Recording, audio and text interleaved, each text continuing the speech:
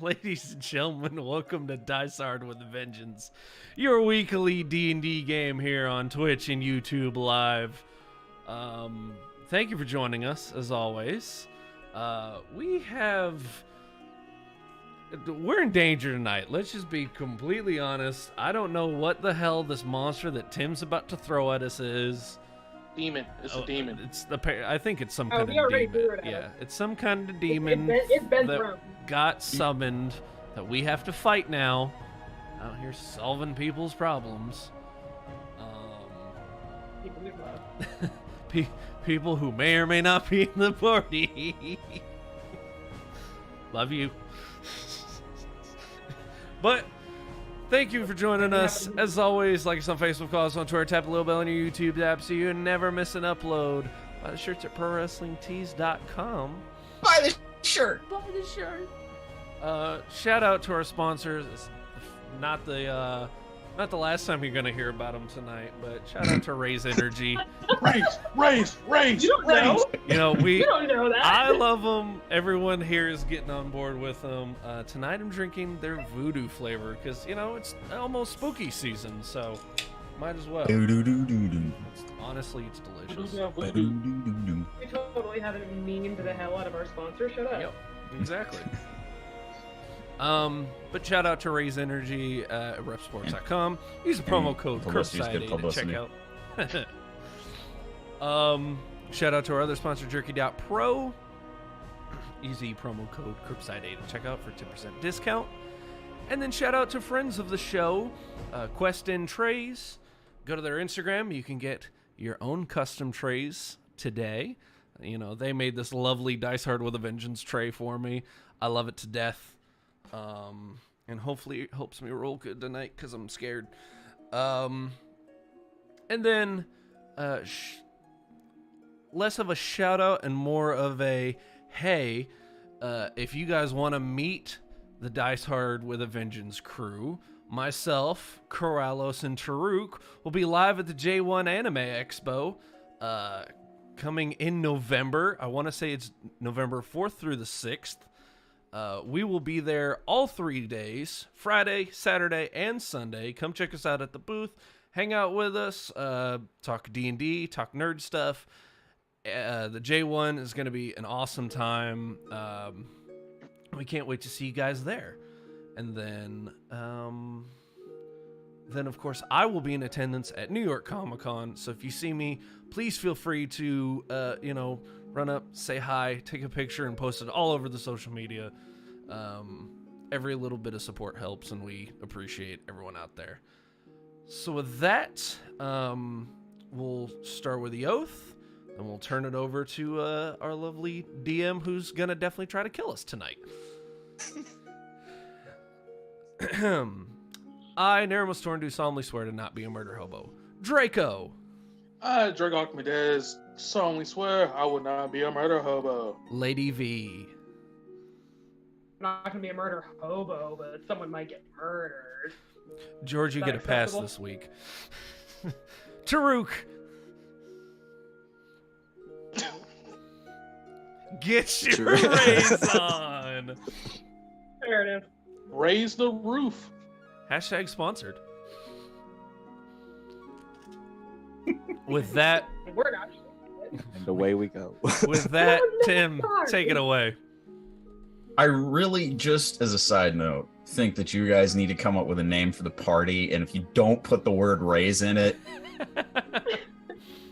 I More might energy. I might think less of you. We've Just throwing that out there. unofficially given it a name just because of all the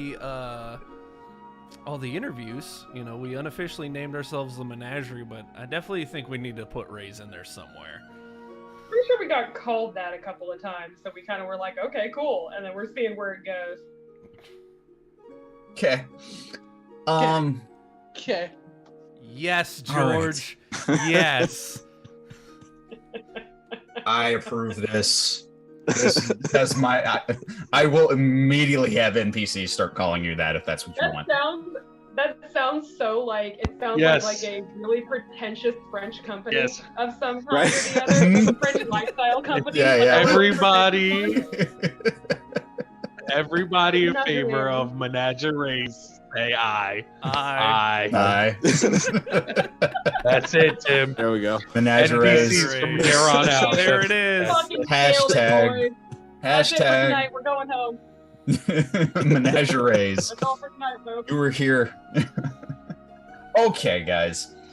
Welcome back to Thrandia. And when we last left off, you guys had, upon dealing, well, let's go back a little and set everything up. Upon dealing with the rogue mechanical bull on the Isle of Bronze, you proceeded to go to the next island over, practically, where the rock had attacked another vessel that was very close to where you guys were, and that one Corrallos believes, and that a very powerful magical item was on the ship. When you made it to the island, you found the remains of their wreck and a trail that was unmistakable of gear and some bodies, and you found yourself at this very small shrine which pointed you further inland on the island.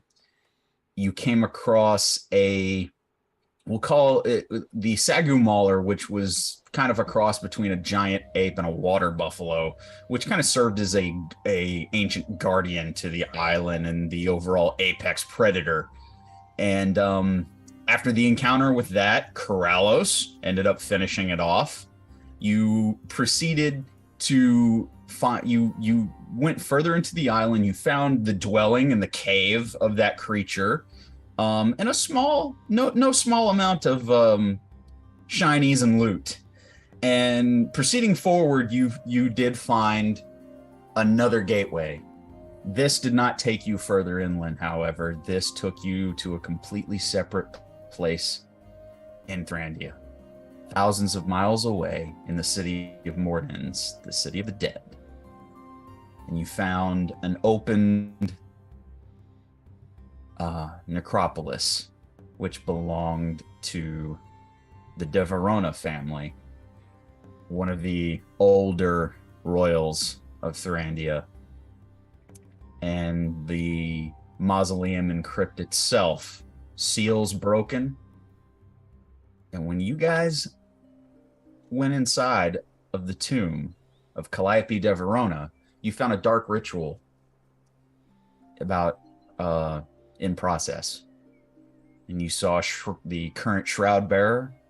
You saw the elven sword dancer, a couple plate armored muscle for her. And you quietly, well, you not necessarily quietly, but stealthily made your presence known.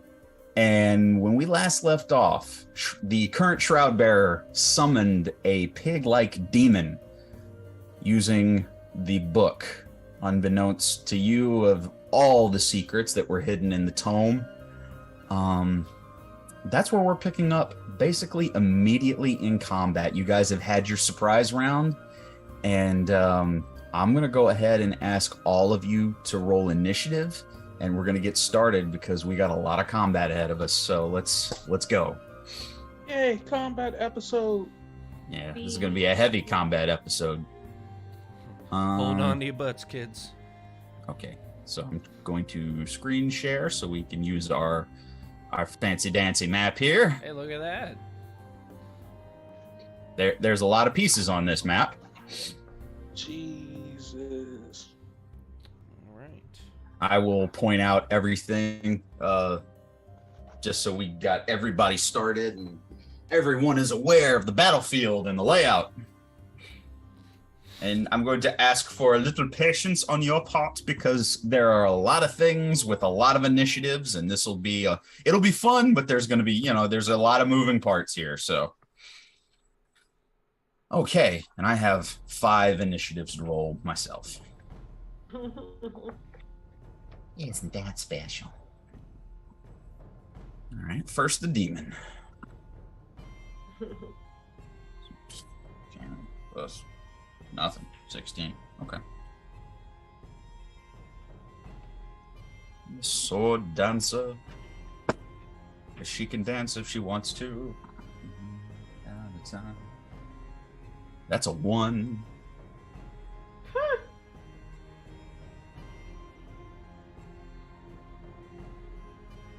Because she can't dance, and if she can't dance, then she has no friends. Well, too bad for her. She ain't going first.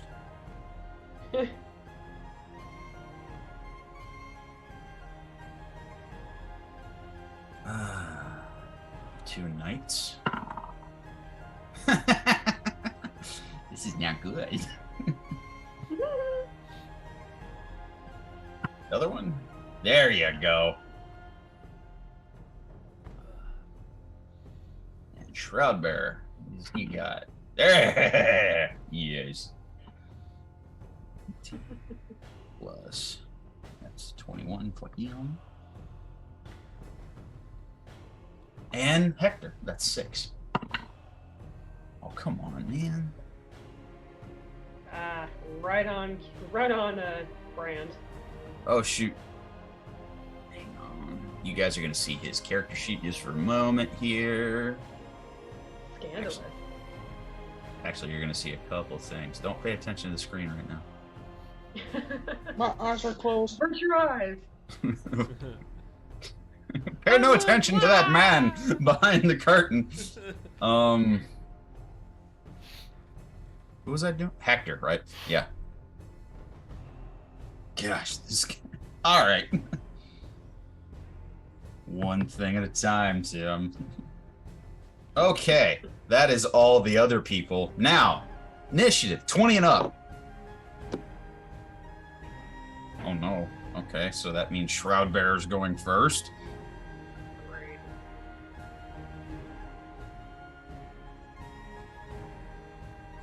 15 to 19.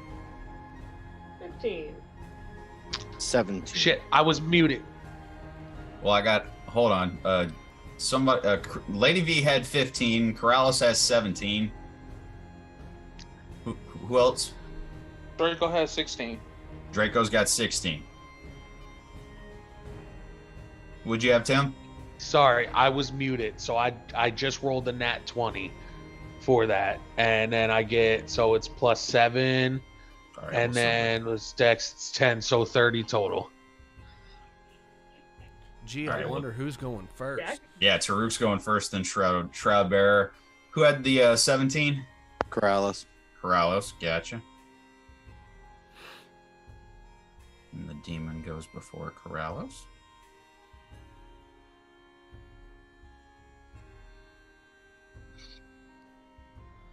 V had 15? Yeah. All right, so far I got Taruk, Shroud Bearer, Demon, Corrales, and V. Draco has 16. Draco's got 16. Okay, so that's Demon, Corrales, Draco.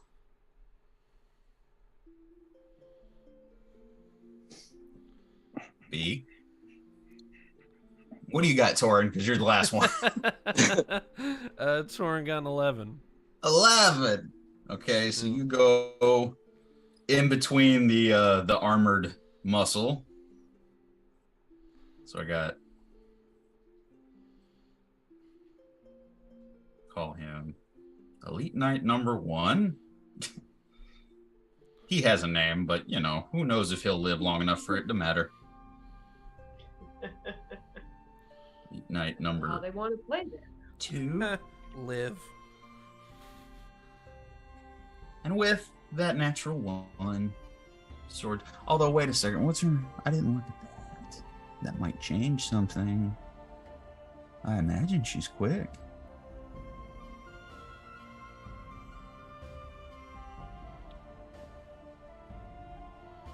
No. She's at the back. And Sword Dancer at the tail end. Okay. I think I got everybody. Taruk, Shroud Bearer, Demon, Corrales, Draco, V, Knight, Torin, Knight, Sword Dancer. I believe that is everybody in that tomb, as of right now. So, enough of Hector's stats. Back to the map. just so everybody sees and knows and is aware, here's our demon right here. Here's Shroud Bearer, which V has grappled at the moment. Corrallos right beside him. Knight, Blade Dancer, Knight. Taruk's up in one of the Knight's faces. Torin's right behind him. Draco, I talked to you about this earlier. Yeah. You kind of just went in. I got you back here with Hector. Yeah, that's fine for right now. That's fine for right now? Okay. Yeah. Well, if everybody is pleased with that, let's go ahead and get the combat started. So, Taruk, you're up, and Shroud Bearer's on deck. All right, so I'm in the knight's face. Well, I got what you. Taruk You're right here. Whoop, sorry. Yes, Usually right you can there. highlight. No, you're good. There we go. All right, how far is the demon from me, Tim? 20. Oh, 5, 10. About 20 feet. Okay, well then I'm gonna get right up in its grill piece. You're going to go to the demon's face. Yes, yeah. All right, there's only one way to get that way from here, and you're going to take some opportunity reactions there. So, oh shit, because I got these guys here, right? Yeah, see, there's one of the knights. There's the sword shit, dancer. okay. There's a knight. Yeah, You can do it. I'm just letting you know you're gonna get some attacks of opportunity along the way. Yeah, that's 3 opportunity attack. Oh, that's really risky. If they all right, take fuck it, it then. they may not all take it in the Yeah. same turn, but I'm just letting you know. No. That's fair. That's fair. So the risk. All right. Tell you what. I'm gonna do this. D4. All right. I'm heading towards the demon. Okay. The deck exposure. 10. Yep.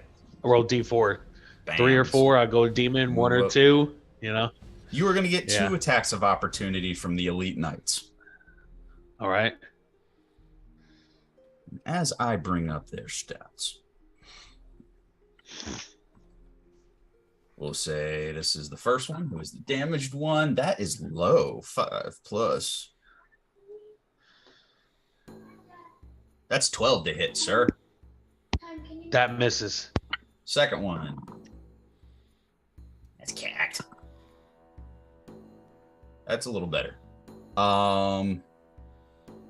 24 to hit. Yes, that hits Tim. All right, so the second one does hit. You take 10 points of slashing damage. Getting to the demon. You've used your movement, still your turn.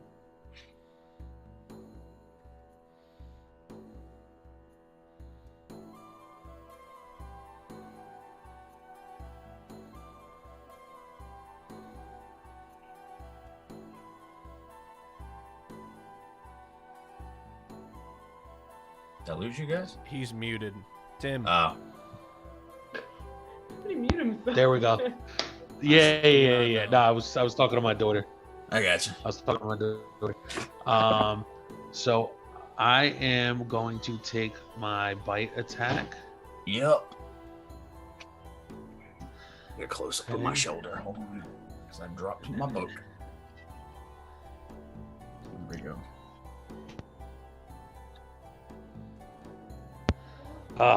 That's a nat 1 on the bite attack. That sucks. Well, that does miss. Yes, but that's the first one, so now I have a second one. And that's a nat 20 on the slash. Yeah. Well, Let's that go, baby. will definitely hit, sir. That's beautiful. What's Okay. going on here? So now then it's 20. 6 here. Okay, yes, so you're almost good. 2. Okay, so that's 9 points of damage, and we were doubling that, right? With when it's a critical. Yes. for the crit. Which makes it 18. 18, yes, that's it.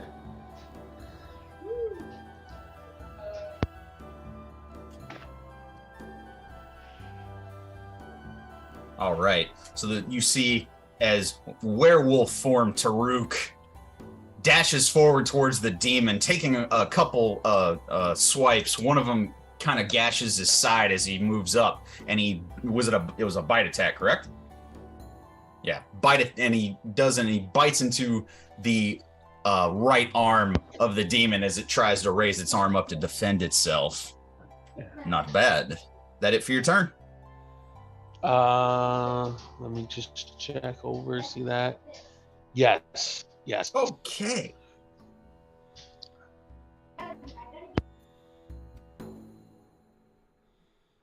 Oh, this is juicy. It is now the current Shroud Bearer's turn. Oh boy. Oh man.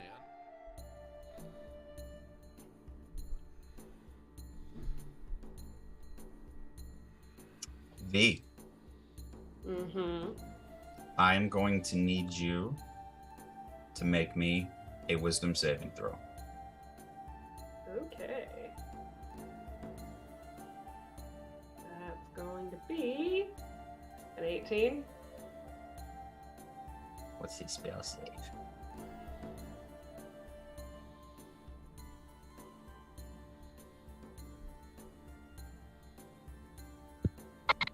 $18 passes.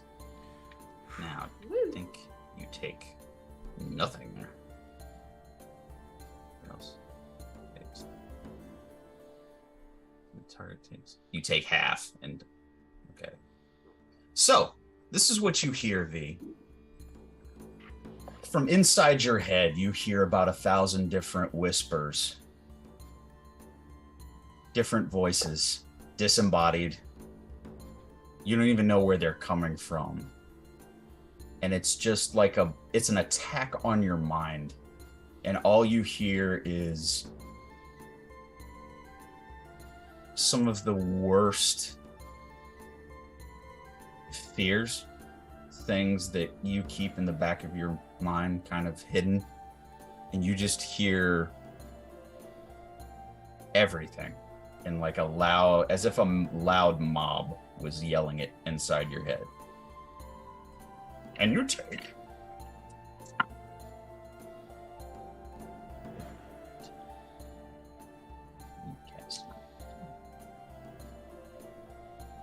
17. And that'll be 9 points of psychic damage. Okay. So it's almost like a crowd, a mob of just insults and profanities and just all of it invading your mind for a moment, but you shake it off. It's a chump change compared to some of the things you've seen in your life. Now,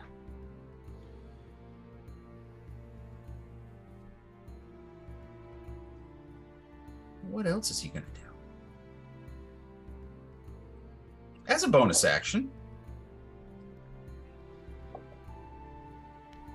Corrales, Mm-hmm. need you to make me a charisma saving throw. Oh, all right. 28.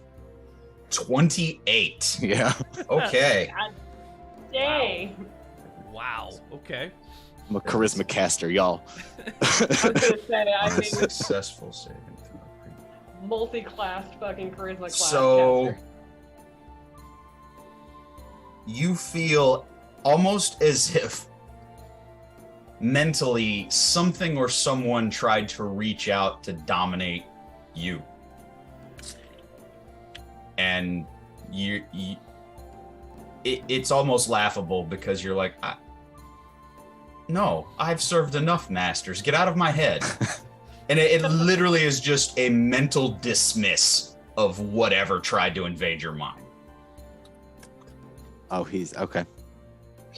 So, that being said, that is it for Shroudbearer's turn. So we move forward to the demon. Corrales, you're on deck, so get ready. The demon just got bit, and it doesn't much care for it. What do we got here? Who's within 15 feet? 5. V, Corrales, Taruk. And as of right now, it's being controlled by him. So, okay, I need V, Corrales, Taruk. Make me a wisdom saving throw. Oh God, I just don't like these because I should be so much better at them, and I'm not. Wha- 21. 18 Oh. plus 3. Okay, V definitely passed. Monk, baby. I got a 15. Go ahead, George. 15. 15? Yes. You just succeed. Oh, thank God. Oh. All right. And Taruk, 15. you just succeed. Oh. Oh, shook, boy. Shook, boy. Okay. All right. Well, damn, 10. For a moment, the demon just emits this horrifying presence, and for a moment, all three of you feel terror well up inside of you. But once again, your hearts and minds are steeled. It's going to take more than that. And the fear leaves all three of you, and you shake off the effects. Okay. That's not nice. So, it now will make its 3 attacks. And the only thing that it sees is the thing that bit it.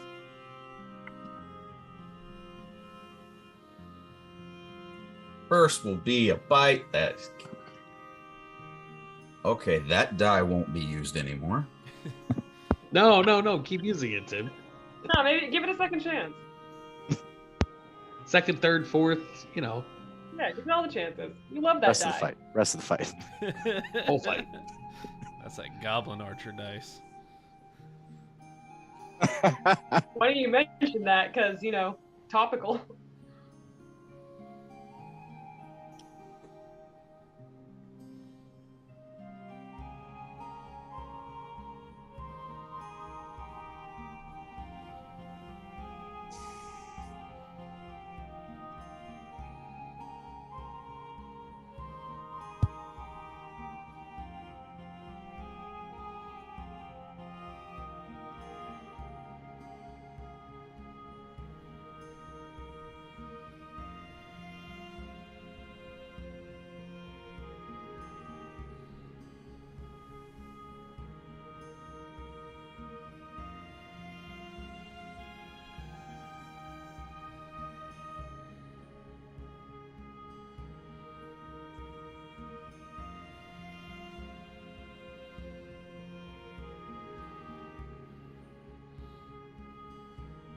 Yeah, I think we lost him. Lost Kirby. Oh, No. okay. There you got go, real. Yeah, we definitely lost him, though. I've still got him on my screen. I think he's Oh, okay. having. Yeah, issues that's going to with- be a problem if that shit keeps cutting out like that. I guess he's having issues with What? D20. I am. One moment. Well, Here while we go. he figures out those issues, shout out to our good friend of the show, Andrian Von Ziegler, who provides the music for us each and every week here on Dice Heart of the Vengeance. Absolutely wonderful, talented artist. Love his music. Love that he's been so gracious as to let us use his music for our streams. So shout out to him. Follow him on Spotify. Look him up on YouTube. Just a great artist, and we thank him. Okay. Raise energy. Plug raise energy. There. That's going to be a problem if that keeps doing that. All right.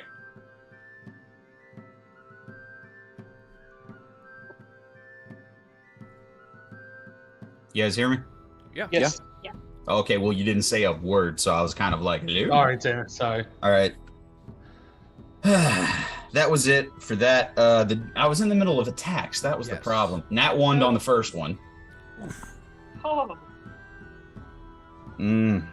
That is a 21 to hit on the second one, which is a claw attack. Yes, that hits. That What is was the first one? a miss. It was Sorry, a nat Tim. 1. Oh, okay. The third one is a 19. Shit. Yeah, those two hit. All right, so the 2 claw attacks hit. Yep. Ooh.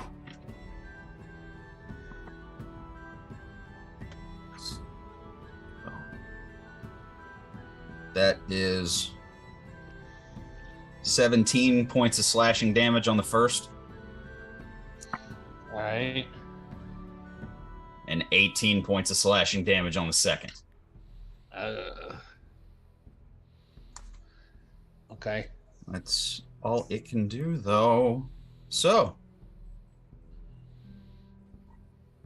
that is it for the demon's turn. Corrales, you're up. Draco, you're on deck. Yeah, I'm fucking hurting now. Jeez. Ooh, that was. I'm Eldritch brutal. blasting the half elf, the current shroud bearer.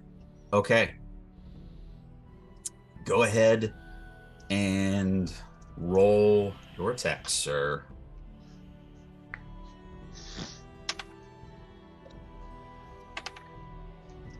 Yikes. One is an 18 and one is an 11. The 18 hits, the 11 misses. All right.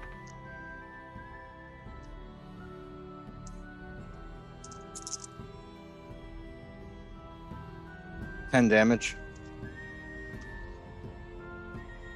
10 damage. Gotcha. And then I'll bonus action Eldritch Blast again. Do it. Bonus action. Do it again. Wait, am I technically flanking because V's next to him? oh. I'm choking him, so Yeah, I'll give you advantage on that. Technically, it's a... Well, hold on. You're using a ranged attack in melee, which would be at disadvantage. And then she's got him grappled, so it would be added. So I'm going to say that's even. Yeah, but I get +5 to attack when I'm flanking Yeah, from the Shadow Fell bonus thing from forever ago. you got it. So that's a 25 Well, definitely hits. Jesus. and that's a 19 19 for damage or 19 for the fourth one? for the fourth one. Both hit. Okay. So. So I'm going to need you, like you can, but when you do give me that damage total, give me the total. 16. 10 plus 60. Okay, that's 26 altogether. Yes. Okay, that's important. Because now, 26 altogether. He has to make a DC 13 concentration check. Oh, guess what? He fails. Oh. what does that mean? Yes. It means that in the moment that you have him grappled and you, Corrales, you're just lighting him up with Eldritch Blast and he can't do anything about it at the moment. You see the demon just kind of strain for a moment and just roar in anger. Whatever tether tied that demon to Shroudbearer has been broken, and the demon can think for itself now. Oh my god. I think, yeah. It's a demon on the loose. Okay. I mean,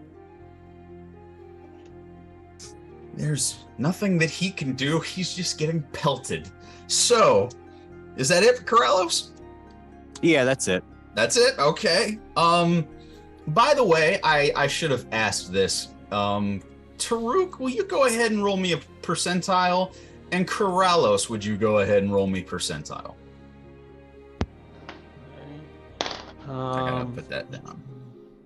20? Yeah, 20. 20. 20. Okay. 68. 20 and a 68. Interesting. Thank you. You're welcome. You rolled 2 dice, George? So that It- is, I think. Percentile, you roll percent, and then you roll a d10. Yes. Oh shit! I didn't roll the d10. Hold on. I forget. Go ahead. Did I do that? It doesn't make a difference, bad. but go ahead in this case, just so you get used to Oh it. well. Oh, okay. Well, then that's 23. 23. Thank you. That's Made it worse. Okay. Draco, you're up. V, you're on deck. Okay. I don't like that. I don't like that. Go ahead, roll me the dice, guys. All right, now move on. All right. So, question: Yeah. 2 knights in the blade, dancer. They are all within 10 feet of each other, right? Oh, yes. Cool. So I'm gonna need a wisdom save because I'm gonna cast confusion. Okay. Center it off track of the blade dancer, so it just targets them 3 and not Torn. Okay. Wisdom save. Let's start with the sword dancer first. All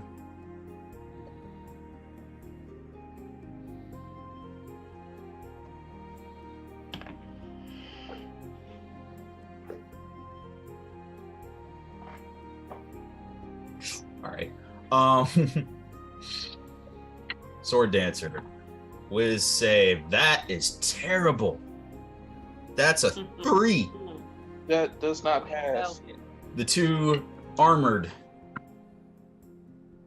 Good gosh. I am rolling like. Oh my gosh. I rolled a 3, a 2, and a 1. Oh, hell, my boy. They have all failed miserably, conclusively, sir. So, would you like me to read out the spell? Yes, please. Love it. An affected target cannot take reactions and must roll a d10 at the start of each of its turn, determine its behavior for that turn. If it rolls a 0, the creature uses all its movement to move in a random direction to determine the direction. Roll a Oh, d8. yeah. How about this? When it comes to their turn, I'll roll, and then you tell me what confusion is making them do. Right. Do they Gotcha. get to repeat the save on the end of their turn? Yes. Okay, got you. And with my bonus action, I'm gonna activate that heat metal on the guard that I casted it on for 2d8 fire damage. Okay, and there's no. He's wearing armor. He's taking that. So go ahead and roll your damage for heat metal. That's gross because I only rolled 2. 2 fire damage. 2. Yes. Same one, correct? The one that you'd hit before. Yes. Got you. This is not looking well for the bad guys. All right. I'm gonna say no for that confusion in that. So no percentile for you. You're good. Anything else for your turn? I don't know if you want to move or are you good? No, I'm good for right now. Okay. V, it's your turn. The first knight is after you. Okay, I'm going to just beat the ever-loving shit out of Cell. I'm sorry, out of who? Oh, out of the elf. Okay, gotcha. Which you have him grappled, so you've got him in a Muay Thai Yeah. clinch. So, little dirty boxing. Mhm. Throw those knees. Alright. Yeah, throw the knee, throw the and let's see, Tim, he is, I'm sorry, I haven't used this in a minute. He's already grappled with the wire, so I don't have to roll an attack with the wire for it to do its damage, right? It takes my bonus action, but I don't have to roll to hit him. He's grappled with it. yeah, it takes your bonus action to tighten it, but yeah. Cool. Then I am going to just do my 2 normal attacks then. I don't want to burn any key. I'm just going to hit him with my attacks.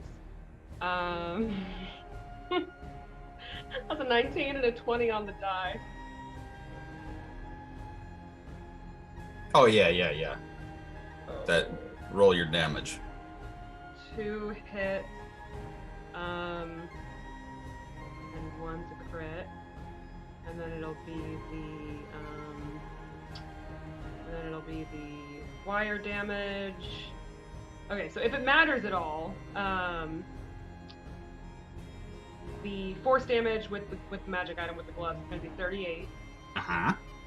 And then that's 4 with the wire, so 38, 39, 40, 41, 42 in total. Okay. Um, Good to know. And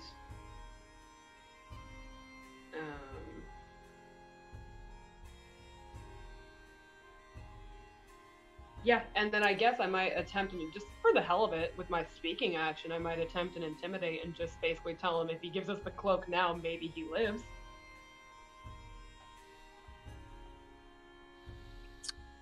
Roll me an intimidation at disadvantage. Okay.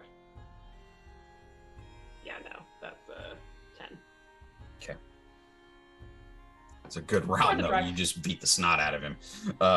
Yeah, worth a try. It's just like old times as I beat the ever-loving crap out of him with him still grappled. What else you got?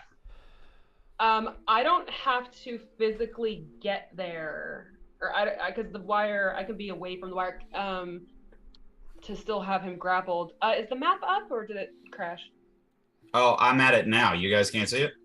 Mm-mm. Well, no. All right, yeah, roll No, I can see 20s being stupid. Being a bitch. Yeah, Yeah, it's right it's here. real. There we go. There we go. Okay, You cool. roll 20. There you go. Trying to see. You're getting right here. Anywhere. How far away is Corrales from him? Is that a 5 feet square or 5 foot square? Corrales is what from him? Yeah, he's in melee with the Shroud Bearer. He's in melee. I'm in melee too. Oh, I don't see there being any benefit in moving, to be completely honest, because I don't want to move out of range of him. So either way, I'll still be in his range. So I think I'm just gonna end my turn there. Yeah. Okay. Good turn. And yeah, that'll do it. Just All gonna right. Drop this fucker. Draco. We are at the first night, so I'm going to need you. They need to roll a what? A D10 or a D8? A D10. D10. That is an 8. 8.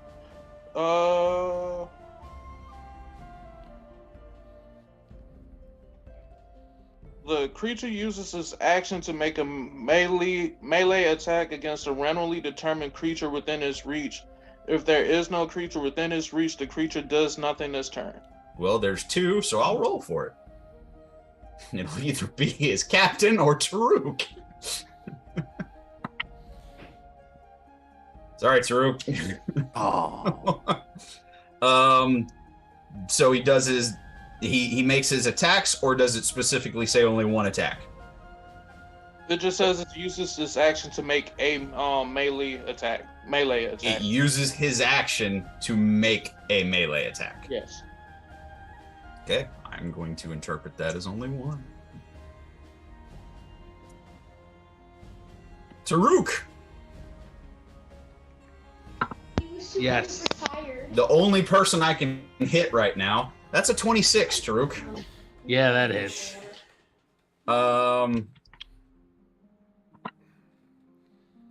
With a total of 13 points of slashing damage, Taruk. Ooh, okay. Yeah. All right. That leaves me 4 HP in werewolf form. Nice. Fun. But that's all right because I got that and I'm good. Glad we healed up that fucking werewolf form. Yeah. Right. Call. Okay. Yeah. All right. That's it for his turn, though. That's all he can do. So, Torin, you're up. The second knight will be after you. All right. Did he make his wisdom save? Oh, yeah, that's right. He makes his... Got to make a wisdom save, and mercifully a natural 20 on it. So, plus nothing. 20. Okay. So, I take it that breaks it? Yes. Okay. But the other one is still confused, so I will make note of him. He's sad. There we go. So Torin, your turn, buddy. All right.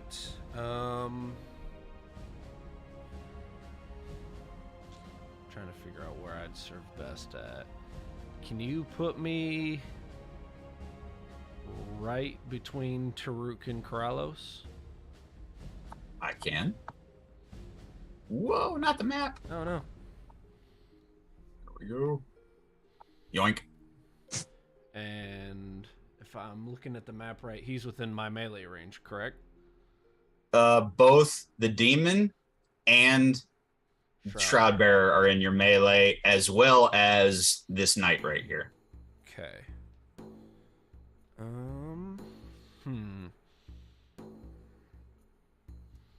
All right. So what I'm gonna do is I'm gonna take 2 attacks at the demon. All right. And because Taruk's right in his grill, I get an advantage, right, Tim? Correct. Taruk Tim. So. Well, I knew that too, but Okay. yes. Yes, So sir. I'm gonna Everybody, just to take remind. a swing with Chaos Star first. Do it. 19 to hit. 19 hits. And then I'll roll one. Not that one. I'll roll a second attack with Chaos Star. So two shots with Chaos Star. Okay. 23. Both hit. Roll damage. Okay. So that'll be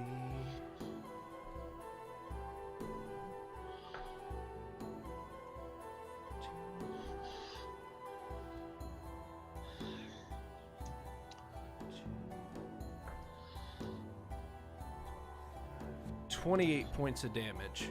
Nice. Where are you at? Yep.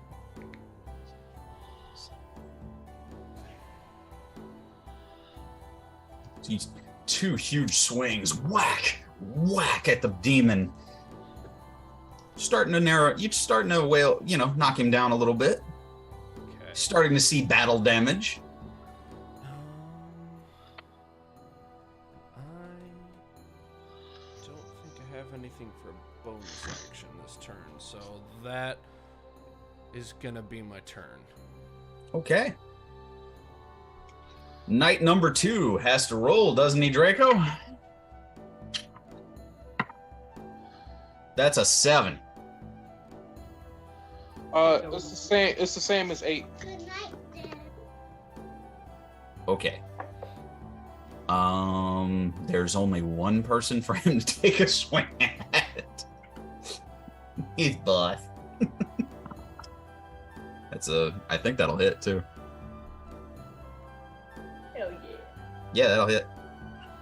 Look at that, your dice gave you a good roll. That's 7 plus. It's 11 points of slashing damage to the sword dancer. Hell yeah. That is going to make her a little angry. Yeah, you basically you see this, Draco, and Hector might as well.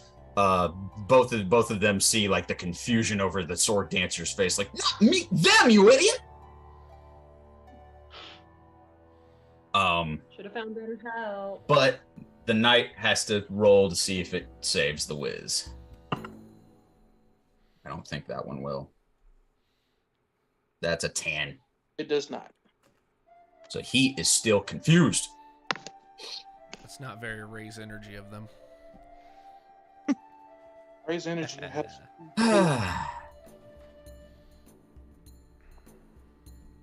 Looking at things, 20 feet.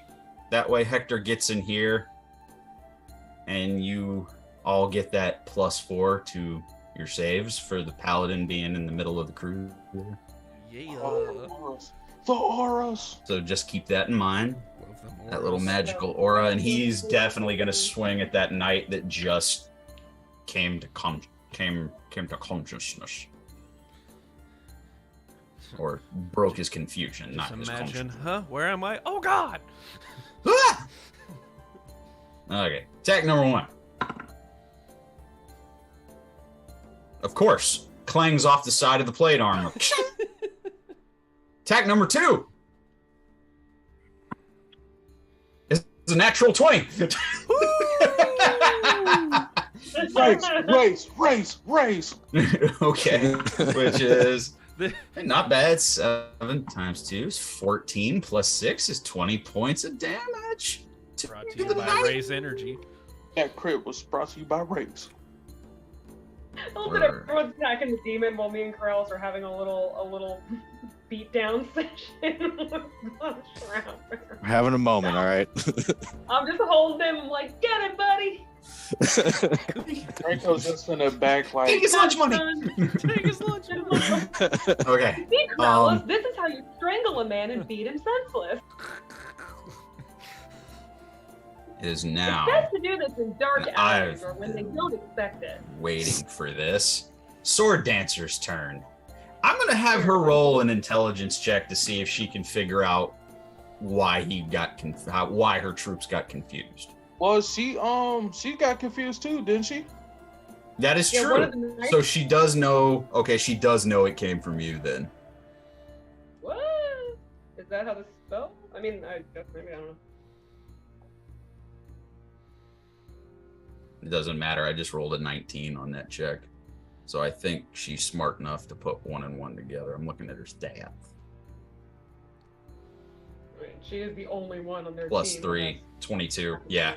Yeah, she's smart enough. She was just being waylaid by her own troop and looking at, shaking off the confusion. And she just Draco looks at you and goes, oh. And she doesn't need to be within you. Draco, I need you to make me a dexterity saving throw. Wait, hold on. So she doesn't. How did she get over the confusion? She passed originally. Oh, I thought she was the first one that failed. I thought. No. I thought she. You said you rolled a 3, 2, and a 1. No, one of the knights passed, but I think I could have sworn she failed because I was excited about it because I was like, good going because that way. Did she fail? No, I thought all 3 failed. Okay. No, I think All right, I'll give it to you. All one of 3 the knights failed and one of them one- broke. All right, then. Yeah, one of them broke out, Okay, but all 3 That's failed fair. at first. that's fair. That is a 7 on the D10 then. So the same thing. And there's 1, 2, 3 options. So let me. Yeah, the one that just hit her. Jeez. Draco's just in the back. Yes, dance, my puppets, dance. I don't think that will hit though. Where's her? Well, wait a second. Plus 9. It might. 9. 17. Their AC's 18. Nope. So she does take a swing at the one next to her, and it clangs off the side of the plate armor. And now she'll try to make the whiz save again. Plus what? Nothing. So 17. Does that save? Yeah, she breaks out of it. All right, so she broke out of it. Cool. Hooray. But loses her turn. She's done for that. We're back to the top of the order. So Taruk, you're up. All right. Well, so I'm gonna bonus action use a greater potion Mm-hmm. that I have to do some healing, and that You got it. is it's 44 plus 4. Okay. I remember saying that. No, it was 3, 2, 1. Yep. Okay. Pull it up there. 5, 6, and then okay. Didn't hit. All right, and that gives me. Oh, Hector. Yeah. They give a lot, but it's something. It's better than nothing. All right, so 6. okay, that stays there. All right, and then that was my bonus action. So now I'm going to use my powerful bite, and this is the last one because the one before that missed it. And that is, if it hits, it's 1, 2, 3, okay, cool. All right, so. All right. Plus. That is a 26 to hit. The demon? Yes, the demon. I mean, it wouldn't matter. It would hit anybody on the field at this point. So yes. All right, and now that gives me my 1d12. Beautiful. Plus. Okay, and then that makes it. Is it? It's plus strength. So 15 total points of damage. 15 total. Nice. Yes. Bam. Good round. Yes. What else you got? That's it, because I used the bonus action to use the potion. So I forgot. Potion. Yeah. Got so it. I don't get my 2 attacks. Yep. And then. Oh, yeah, that's it. That's all I can do. Okay.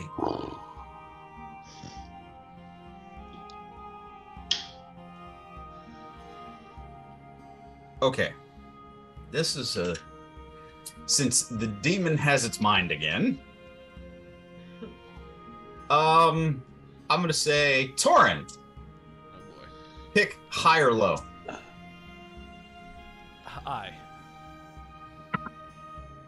Ooh. Okay. Roll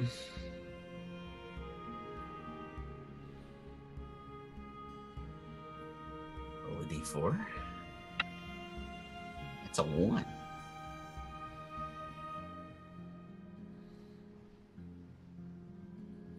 Roll another d4 to see how many. 4. Cool.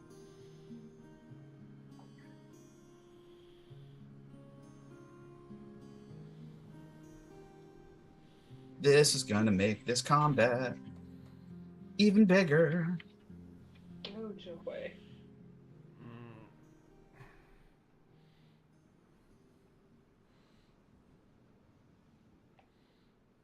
Okay, fun.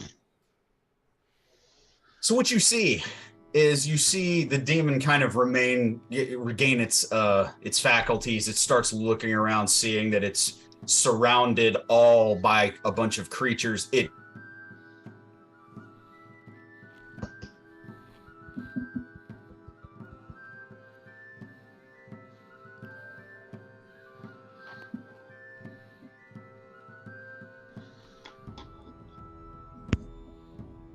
Technical difficulties brought to you by Monster Energy.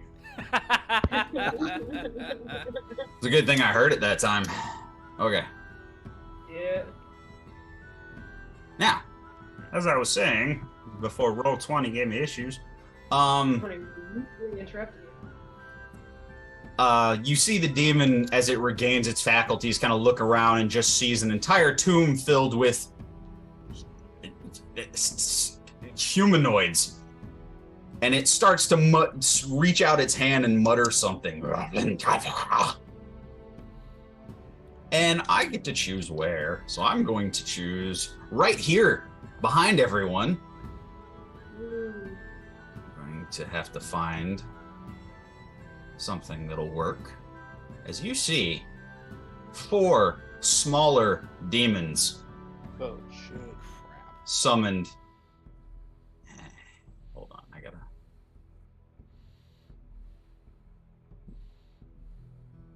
There we go. No, this one. There we go. Just need something creepy looking.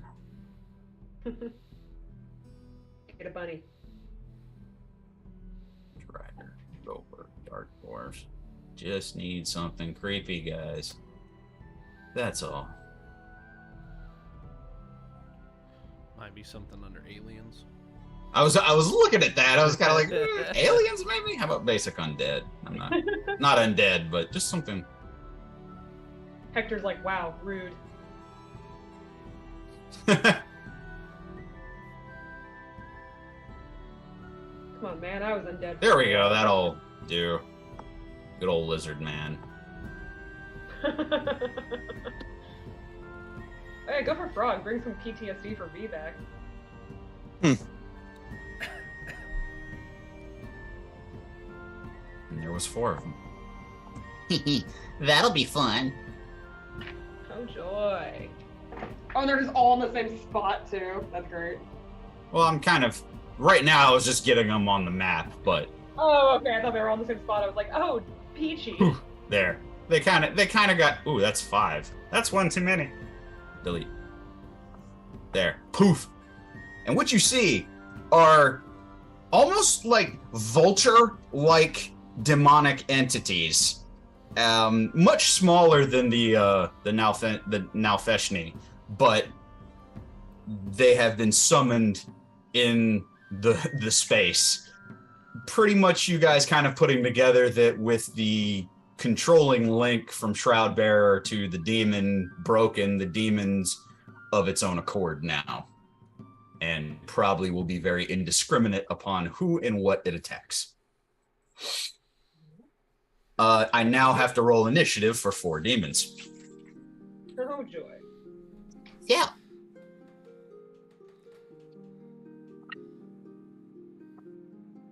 Ooh, 18.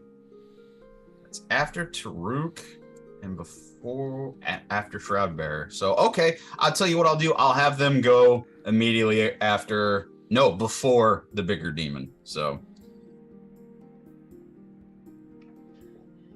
this is going to be fun. You might want to go ahead and plug crap while I get this stuff. Well, this wonderful initiative has been brought to you by Jerky.pro. And Raise. And Raise. Get some delicious flavors at Jerky.pro, including ground pepper, hot, atomic, and classic. They also have a delicious teriyaki flavor. So check out Jerky.pro, Curbside 8 at checkout for a fun little discount. Also, buy the shirts at ProWrestlingTees.com. Buy the shirt! Buy the shirt. We've got the new Curbside logo available now, and of course the Dice Hard with a Vengeance logo. Available in all sizes. All right. That is just that thing that happens. Now it's time for the demon's turn. And there's a couple people now. Isn't that fun? All right. Torin, it's going to reach out for a bite attack at you. All right. That is a 27 to hit. That'll hit. 2, 3. I need more d10s. 4. Okay, let's roll another one.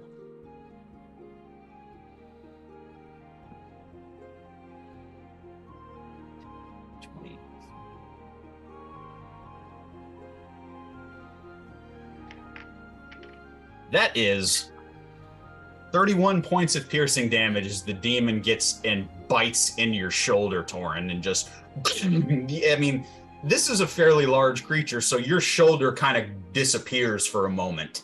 Ow. And yeah, it just rips and tears away at you. You said 30... What did I say? 31? Yeah. Yeah. You said 30. Okay. 31 points of I'm piercing. trying to do math because it's, not my strong suit. Okay. All right. Now, Taruk, you're going to get the claw attacks. Or will you? I'll make you odd, I'll make him look. No, so yeah, it's going to you, Taruk, sorry. First one, I think misses. That's a 15. Yes. Thank fucking God. Second one is a 24. No, not at all. No. Yeah, it is. That is 12 points of slashing damage with that claw attack as this rather rotund-looking pig demon is just thrashing about. Huh. I would like to use my reaction. Uh-huh. To use... He moved like one block over. Just to so use he's interception. Mm-hmm. For that attack on Taruk. Uh-huh. I'm trying to find the... Okay. So 1d10 plus 4 minus to the damage. So Be a little quicker with that next time. Sorry. 12. All right, so 31 minus 12. 19. No. That was it's for the attack on Taruk.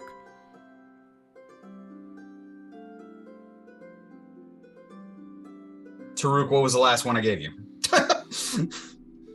That's why I'm saying, like, when I'm doing those numbers, man, like, you got to be quick. The last attack on me, Tim? Yeah. It was a 24 that hit. Yeah, what was the damage? I don't think you rolled the damage. It was just 12 for the damage.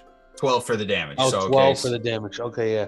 Yes. So, and apparently you didn't write it down for that anyway, so it's negated with Torrin's reaction. Okay, yeah. Yes. No, that was my bad. I you're swear good. I did not hear you say the damage. No, you're cool. There's a lot happening, so yeah. No, I just heard ain't Torrin thing. jump in. Yeah, My bad. There's a lot going on. Maybe your mic cut out because I didn't hear him either. But It might have. Okay. That is it for the. I think that's it for the. No, he gets his charge back or attempts to, and he does. And that just once again that'll. You know what? I think he's not much of a fan of where he's positioned. Actually, there's a lot of unfriendly faces around. He's gonna teleport. He can get 120 feet, so he can go where he wants to.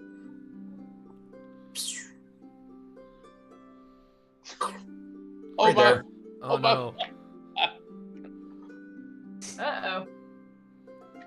That's the end of his turn. Oh, Jesus. Okay, cool. What's up, buddy? It now put its little demon minions in between the crowd, and yeah, that's a fairly intelligent move for a demon. All right, Corrales, you're up. Draco, you're on deck. Okay.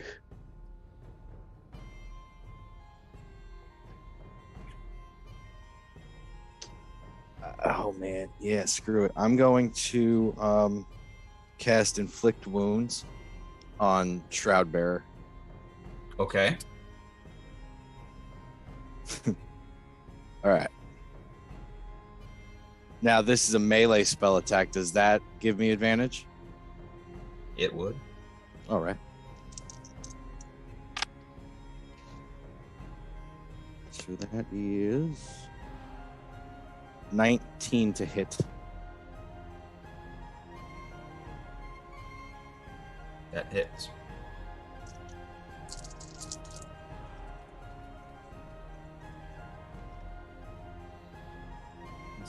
$16, 20 to 31 damage.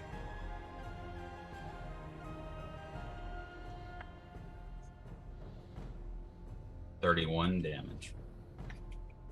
Nice.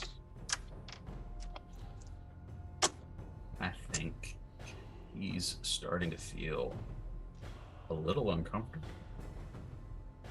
So I'm gonna go ahead and use his little ability here. He's gonna use his ability here. Nope, he can't. Never mind. Continue. What else you doing?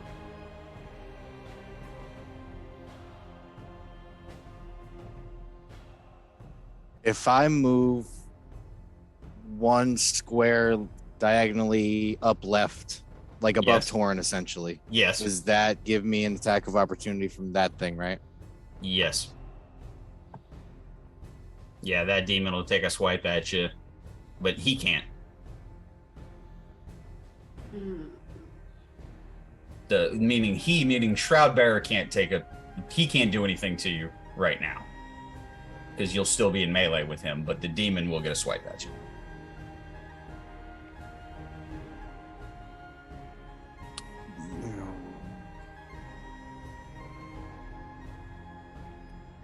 Yeah. Can you move me up Yeah, there? I got you.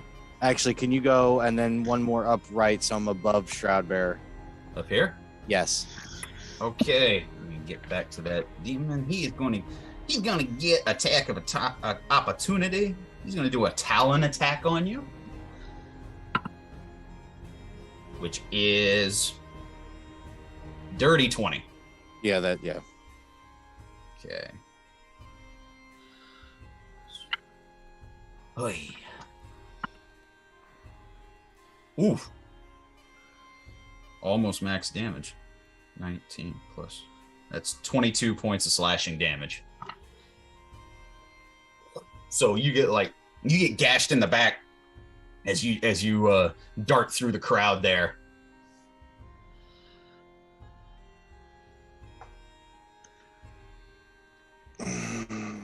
Yeah, that'll do it. All right. I believe Draco is up. V's on deck. Yeah. So, question: as long as I stay in the demon's range, I can move within his little space, right? Yeah, you can like rotate around him. Yeah. Can I move to that block to the left, slightly diagonal of him? You would like to go right here? Yes. Gotcha. Yeah, you can do that. Right here? Yeah. You're still technically in its melee, by the way, but you just rotated around him. Okay. 10, 15. That's 20 feet of your movement. Okay. So the four little demons and the big demon. Mm-hmm. I'm trying to use Cone of Code without hitting V. Would that be the right area? I think you can angle it. You're going to get... I think you might miss one of the small ones, but I think you can get 3 of the small ones and the big one without hitting V. Okay. Question. Does Cone of Cold require a saving throw or an attack? That's a saving throw, I think. Saving throw. Then... you wouldn't know that anyways. Okay, yeah, maybe just angle it. So... Yeah, I'm All right. Yeah, I'm gonna cast Cone of Cold. Do it. Yeah.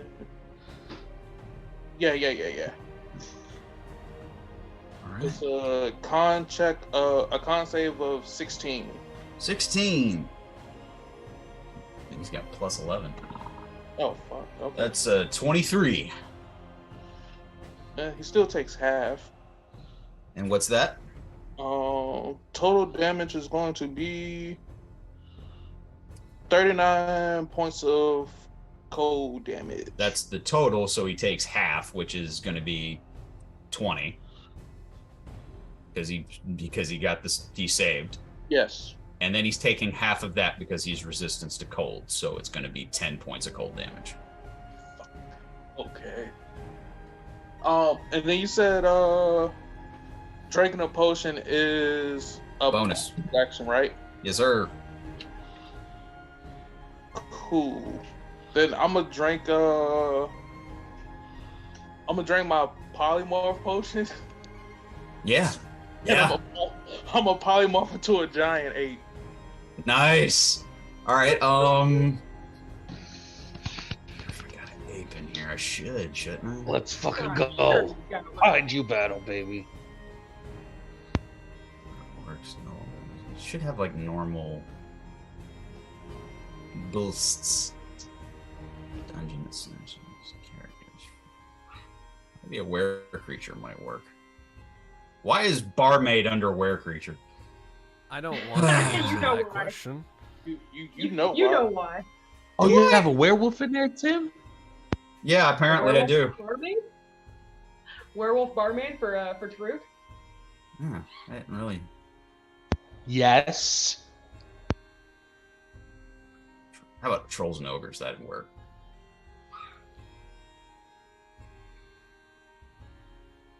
There we go.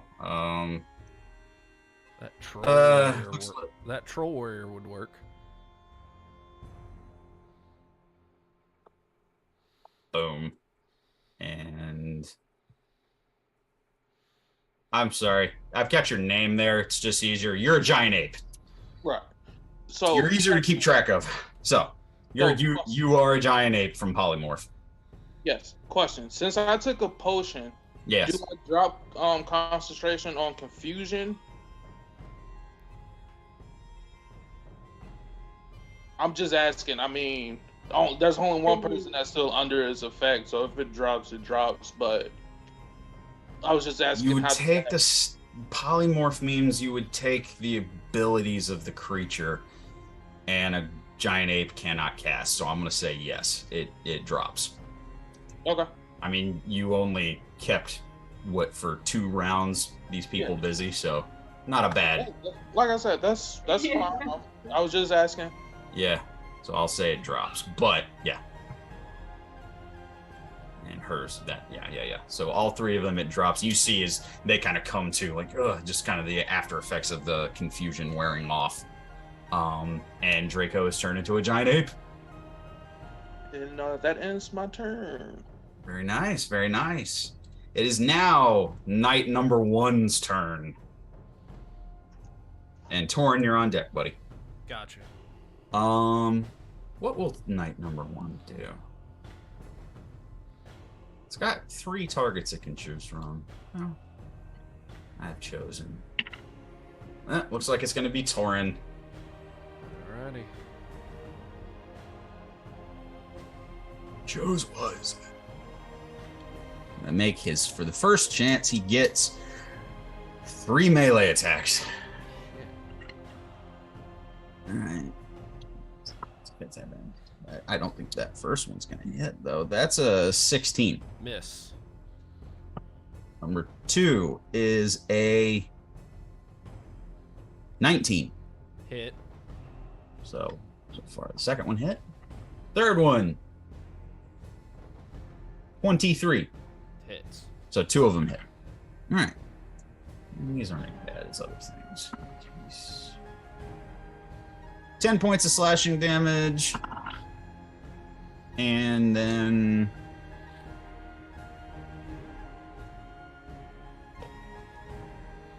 $11 points of slashing damage.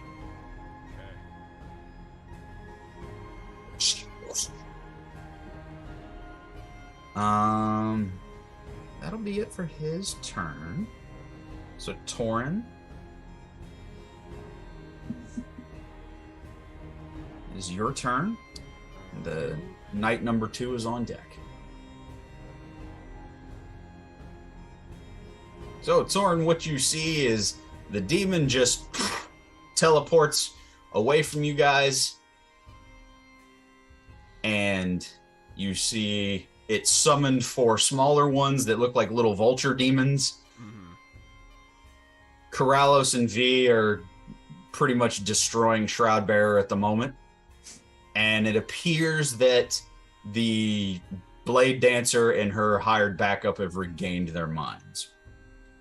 As you just saw one of the heavily armored ones just attack you.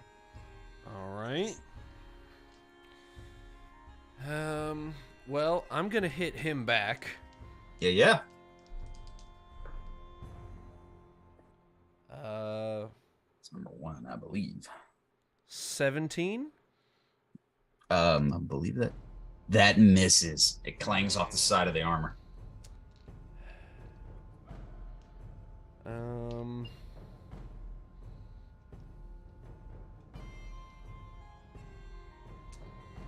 I'm gonna take another swing.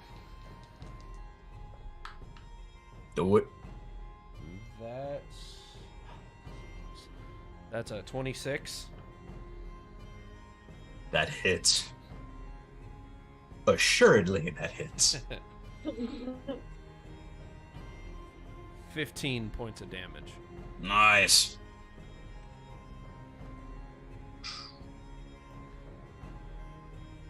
Clang. First one kind of glances off the side of the armor. That second one, though, you come down right on top of his head. Clang. You see he kind of staggers, goes down to one knee for a moment and picks himself back up, kind of probably ears ringing.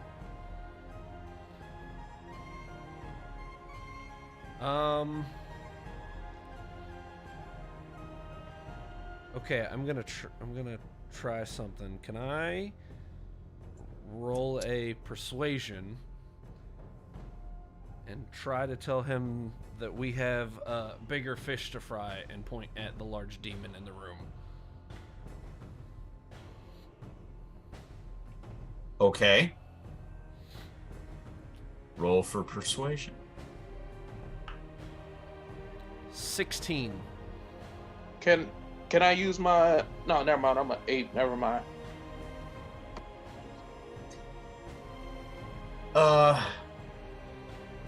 Well, no, because we just said, yeah, you can't cast in ape form. Yeah.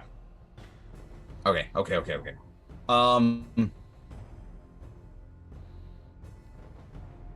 I just lost everything in my head. Okay, you did persuasion 16. Yes.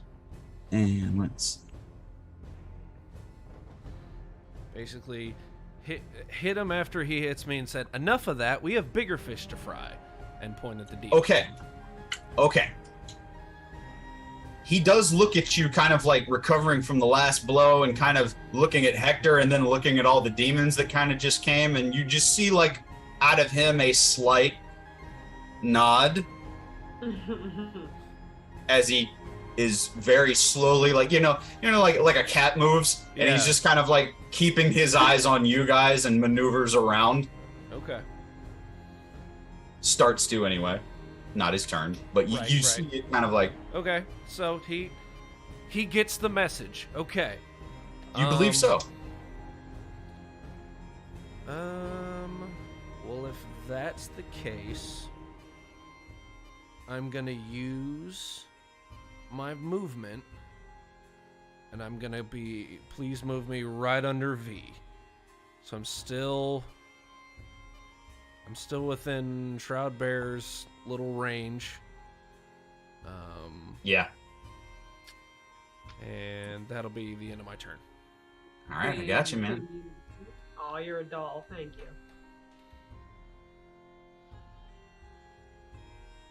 All right, knight number 2, and then Hector. Okay, knight number 2.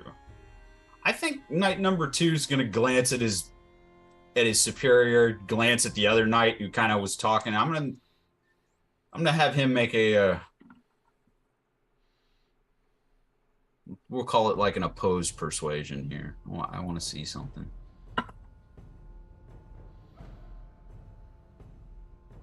He kind of looks at his superior and then starts to move towards the demons. Mm-hmm.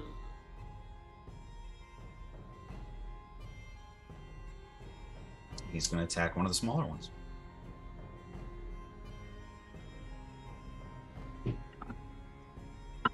me fight my own things. 1, 2. That's a 1. So I think one of those hit. Oh no, 2 of those will hit. 2 hit. All right. Call that number 2. It's going to be...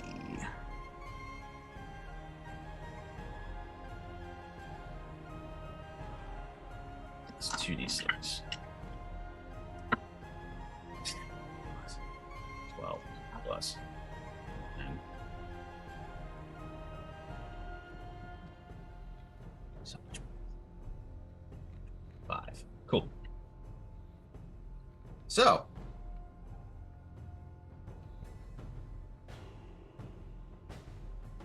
you see as one of the armored muscle for the blade dancer goes and starts just laying his greatsword into one of those smaller vulture demons. And that'll be his turn. Hector kind of like, okay, is this a thing now? And now he's just going with it and turns around and faces one of the vulture demons.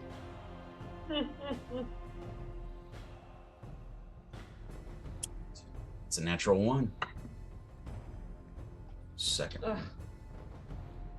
one hits though. So the first one, he's kind of confused and it's just like a wild swing and the vulture kind of darts around, kind of flying and darts around. The second one, however, does hit, which is 11. And I think he's going to use some of that Paladin Smite. Smite! just love that me and him had like a little cutesy moment before we walked in here, and now we're fighting demons, and I'm choking out a man with his surrogate nephew.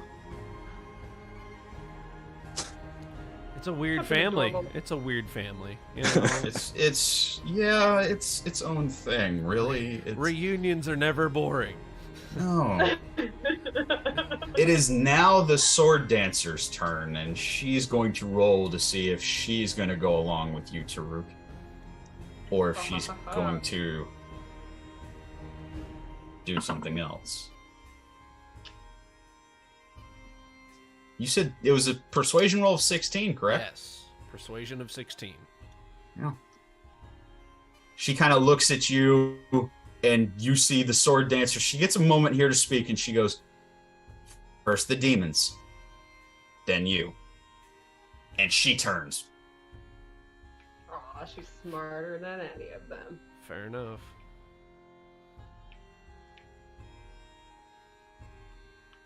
And she kind of gesturing to both of her, she goes, "The demons first." And she goes,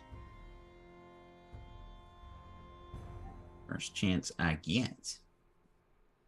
She's gonna get her multi-attack. So basically, what happens with this one is a little different than the last sword dancer you guys ran into. This time, she doesn't hold anything.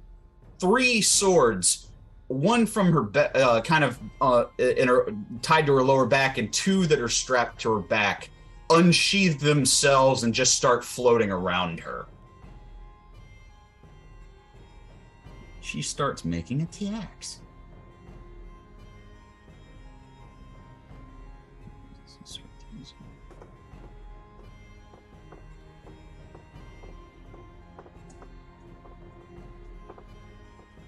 I'm just looking for the stats for the darn things.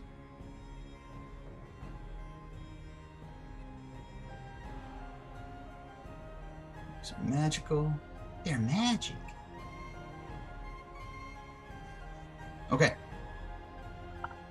So 3 attacks.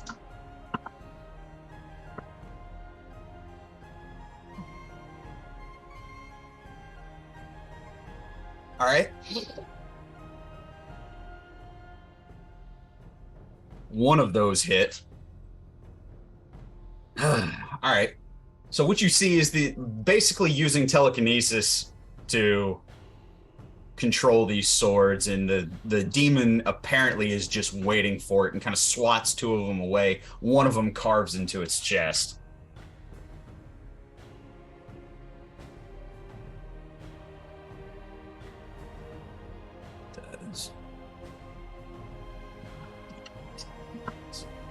Okay, good damage. 14 points of magical slashing damage. Would have been better if she'd have hit something. But what you do see, the demon's looking ragged. Okay. Pig-looking demon is looking ragged. It is starting to show wear and tear.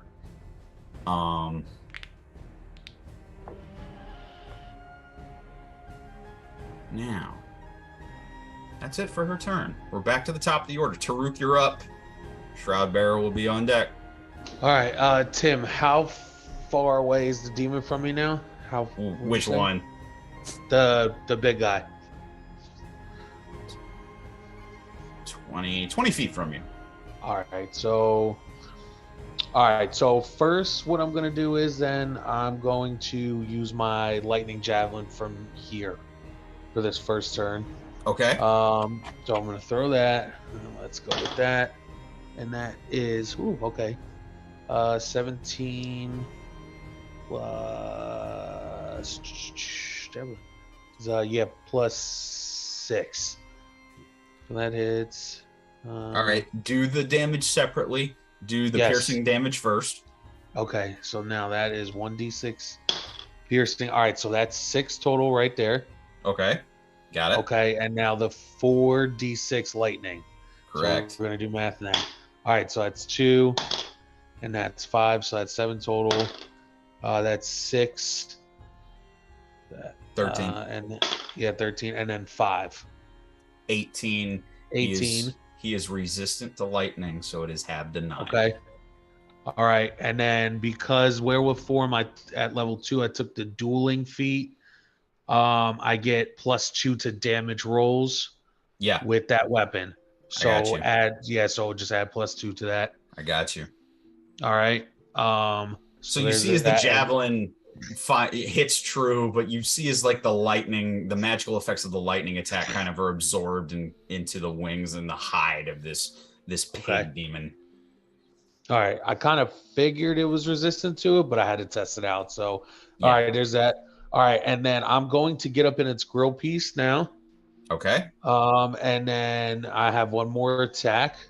So this one, I'm going to use my moon blade on it. Do it. And so now I'm going to roll. All right. Beautiful. 14 plus 8. That hits him.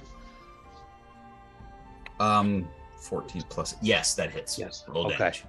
All right. And now that gives me 2d10. Here you go. All right. 6 and 12 plus 5. So 17. And then +2. So 19 total points. And that's radiant damage.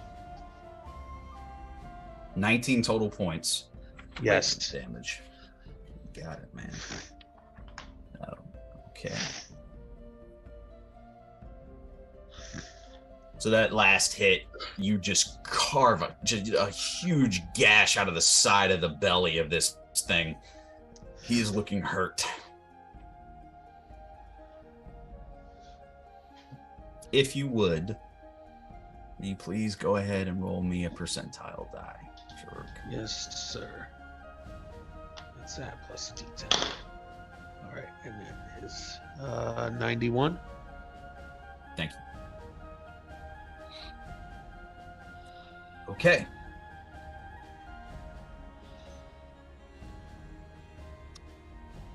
It is now Shroudbearer's turn. I think. It's not.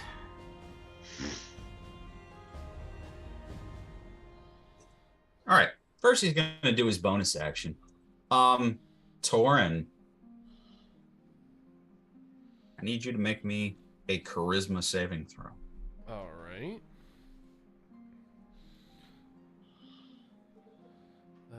Hold on. Just doing math real fast. You're good. Okay. Okay. 17. 17 passes. Nice. Hector has to make the same charisma save. That is a natural 1. What? That's his third tonight. Everything that I roll for has been very low tonight. Yep. Which is beautiful when it works in our benefit, but when it's for our favorite He soft boy paladin. is under the effects of something. Let's subtract. Next turn, a creature under the effect also take an additional 1. Very well. Oh, that's evil. Okay, that's good to know. I need to make sure I'm aware of this. So, Do we still get his aura with this effect on him? yes. Okay. You don't know what this effect is yet. You just know that you looked at and you saw Hector kind of shake his head, and there's some type of magical effect has come over Hector. Okay, what else is he gonna do?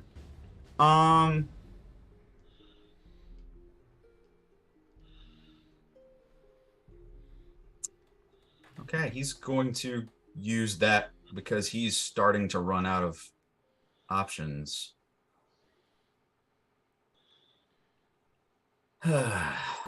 Hector needs to make another charisma save. Oh, God. That's a little better. I don't think that's going to be a problem. No, he completely saves on that. Utterly. That's a 28. So, but he takes half damage. Let's That's 6d10. Oh, look, the damage is good. 18, 20, 28 plus 32 points of force damage. Oh, Hector, buddy. Sorry it came to you. Schlunk. So, you see as Hector cries out and grabs his head, but some type of curse hangs over Hector. And he just took a lot of damage. Could have been worse, though. But he's not done. He's going to try to break... well, he can't break, but he's going to try to acrobatics his way out of this thing that's choking him. As you see Corellos from behind, wings sprout from Shroudbearer's back. I'm going to make this acrobatics, which I don't think he's that good at. See what it is. I believe that fails. That's a 10 total. So it's an opposed grapple check, V, against your wire. Against the DC? Yeah. And he got a 10 total? You got a 10. No, that fails. Yeah. So he tries. So all you see is the demonic-like wings unfurl from his back. Oh, not this time, buddy. Not this time, friend.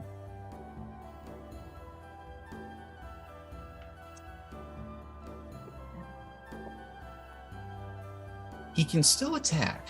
However,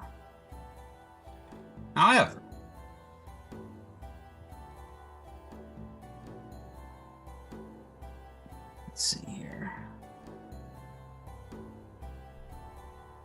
This is fun because I get to decide what he's going to do here. And how much life does he have left? Decent. Okay.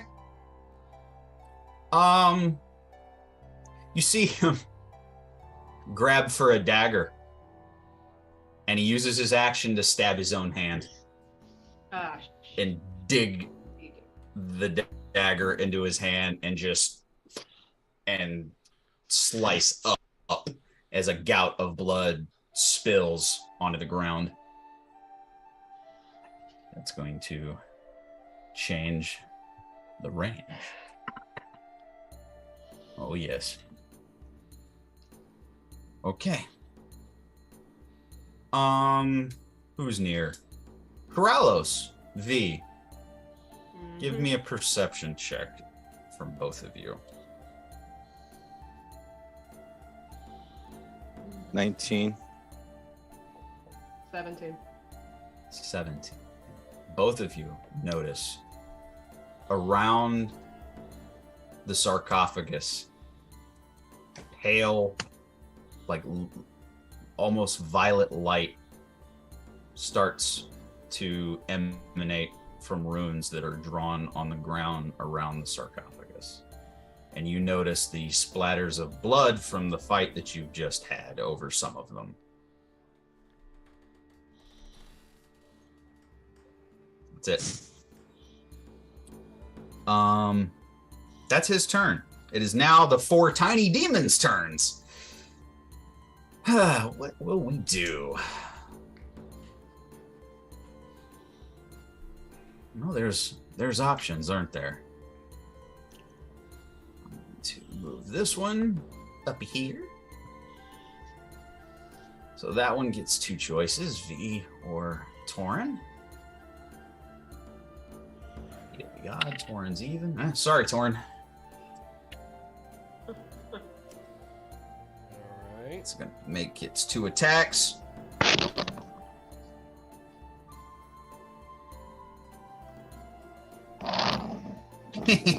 Okay, this is fun too.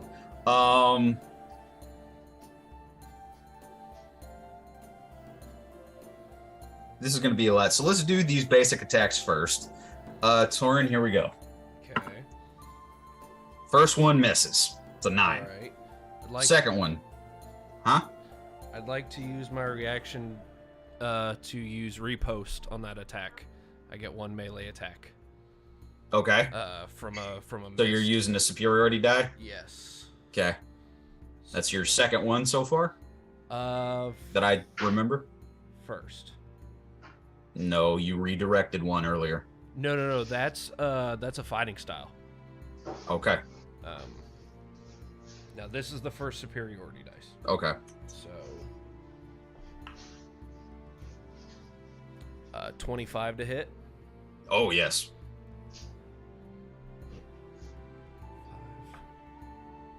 11, Okay, that's number 2.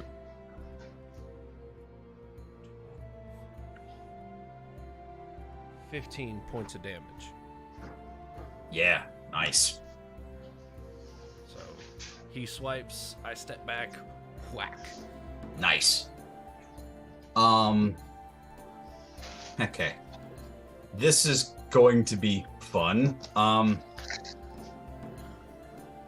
right, I think the best way for me to do this is to do all the basic attacks first, and then we'll get to the abilities. So, the next one has a choice between 3 people. It's going to be Hector. Sneak attack. 17. That misses Hector. I know his AC is 21. That one's even less. So, Beacon Talon attacks against Hector. He gets his shield up. Basically, just holding the creature back as it's flailing around. Number 3. We'll get 3 choices. It looks like it's one of the knights. That misses. That one will hit. That'll be 10 plus 3. 14. 17 points of damage to that first knight.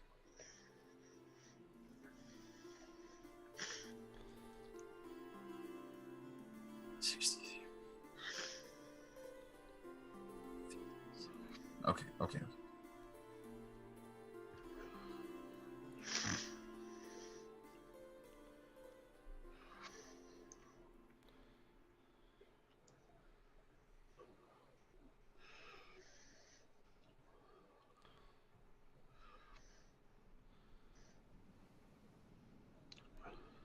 Quit playing with me here.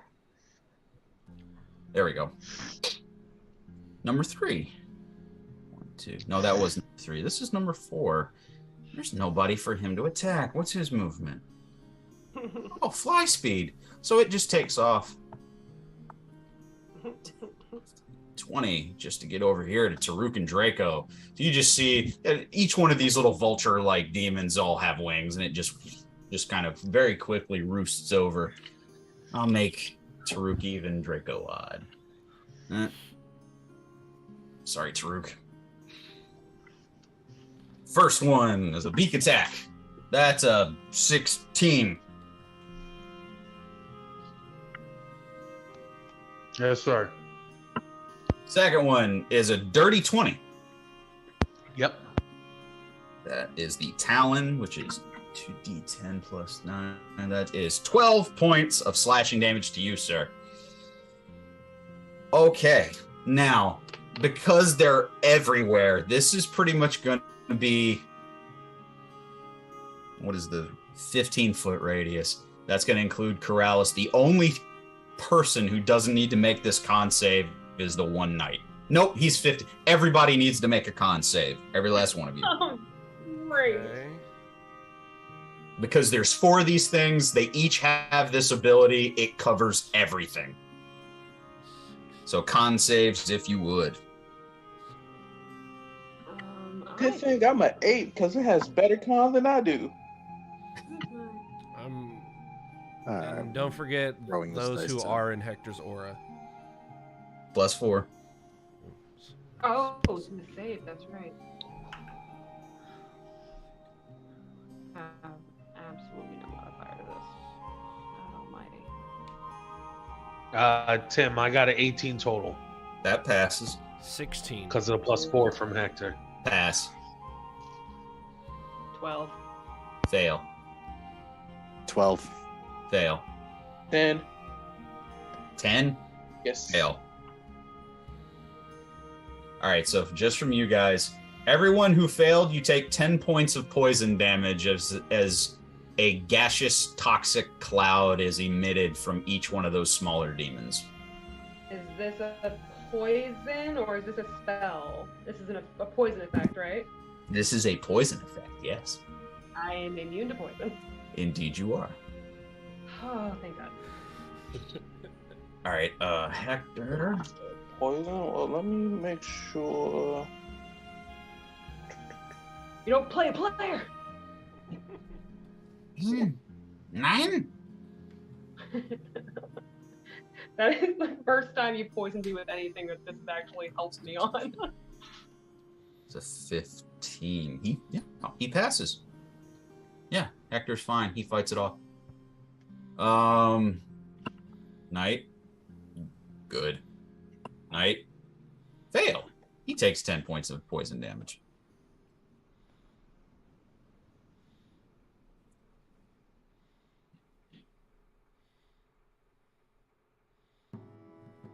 And Captain. Pass. Okay, everybody good from that?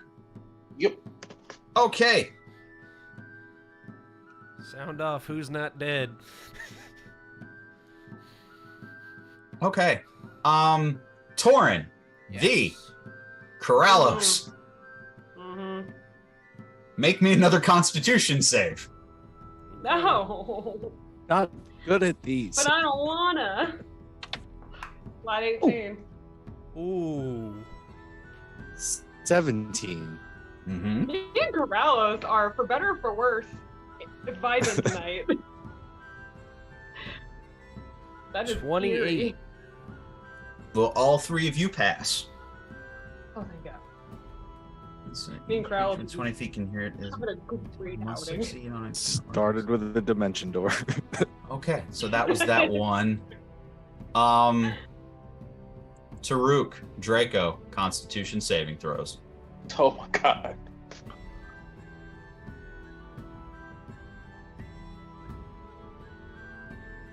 You shouldn't be too bad. You're an ape right now. I got a dirty 20. Dirty 20 passes. Got 20. Hey. Definitely passes. What Go. happens is a couple of these smaller demons let out these horrifying shrieks. You all put up your hands to your ears and fight off the effect. You are a little lightheaded, but you all shake it off, and you wonder how bad that could have been had you not. That is it for the small demons. We are now graduating to the big one. He sees himself being surrounded again. But I think the first thing he's going to do is roll to see if he gets that ability back. And he does. Oh. Now, Taruk, Draco, Mm-hmm. make me a wisdom save. We still get the +4 from Hector, right?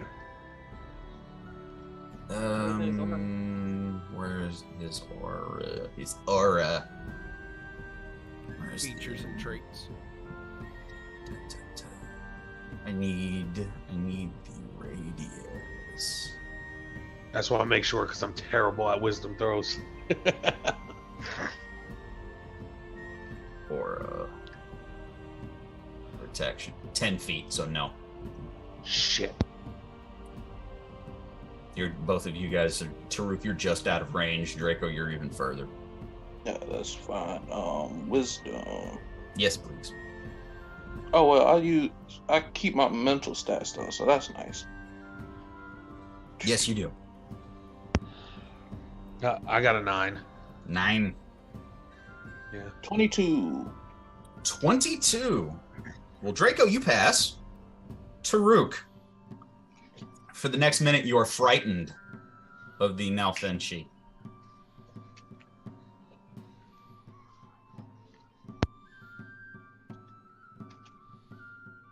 Creature within 15 feet.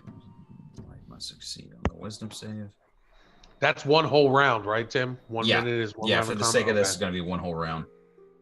Okay.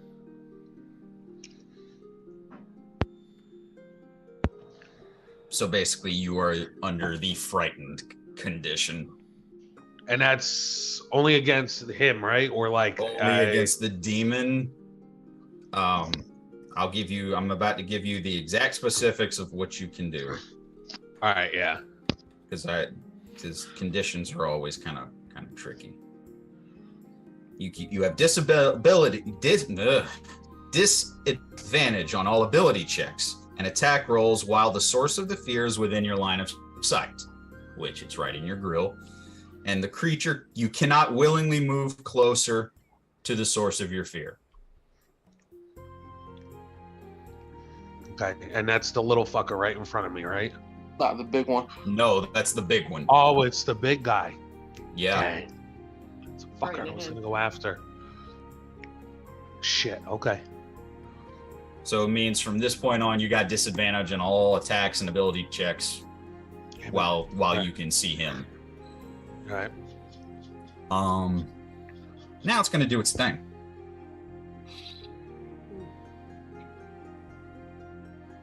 Going to do its 3 attacks.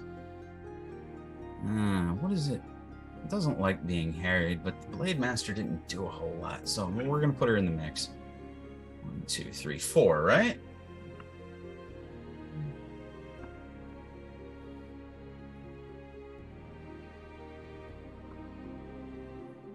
Wow. Okay. Taruk, you're taking all of these. Oh, no. I just rolled the same number 3 times for the different targets it could have.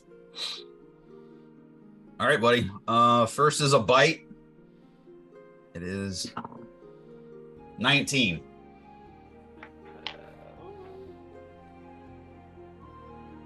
Yep, it's just damage. Yeah. Yeah. Let's do the bite first. 19, 20. 25 points of piercing damage from the bite.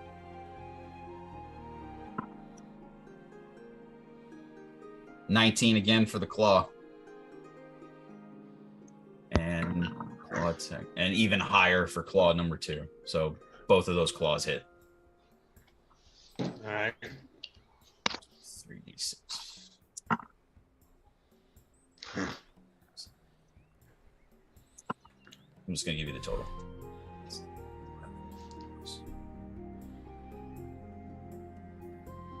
$27 points of slashing damage. All right. Well, I am now. That first one put me out of werewolf form. Okay. So I'm now back to normal giant Taruk. And okay. And then you whatever that extra damage carried over into Taruk form. All right, which is fine. It was for the 2 claw attacks were 27 slashing total. Right. Okay. So I'm gonna do that there. That's it for the big demon's turn. Oh gosh, I gotta roll for all 3 of those. Okay. While I'm doing that, Corrales, you're up. Draco, you're on deck. All right.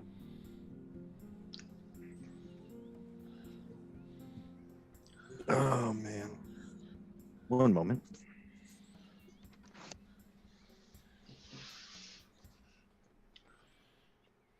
How dark is it in here? It's lit with braziers. You're pretty much in light. You're in. Is Well Shroud in dim or dark is my question. He is not in dim or dark. Okay. Thank you. I was gonna make you roll for it, but it's kind of common sense that no, it's fairly lit. That's kind of the thing. Yeah. All right. That's Well, like Krell was pretty well acquainted with Shroud, I would assume.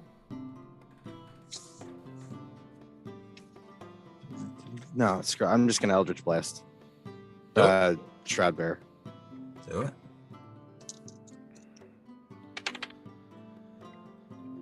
The first is math. 27 and 26. To hit? Yeah. Yeah, those hit.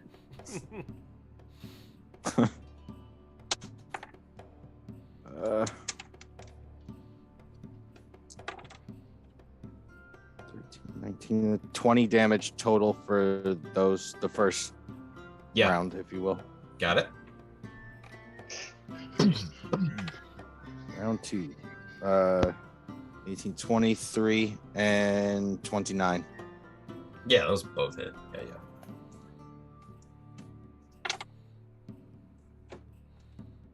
2, 4, 13 damage on that total. 13 total. Yes.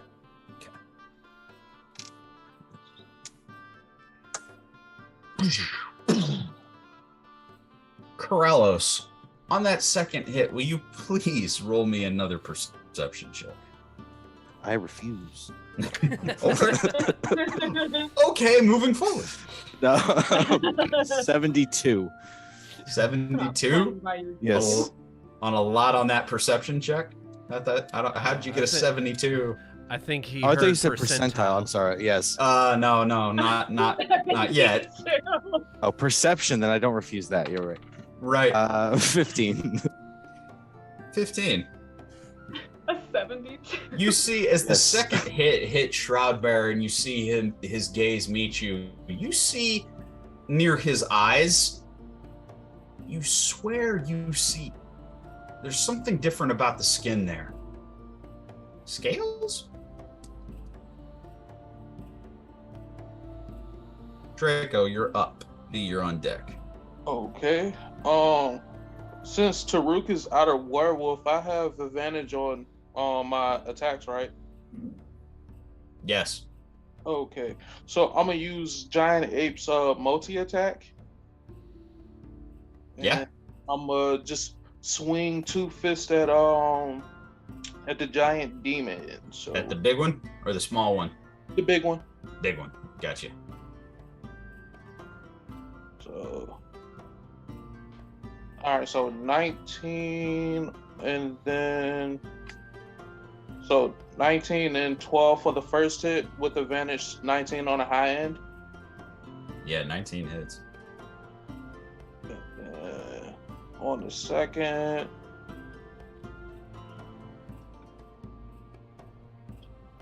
I got 13 plus 9 is 22. That is 22. That hits. So both hit. Okay. Both hit. So damage, I'm looking at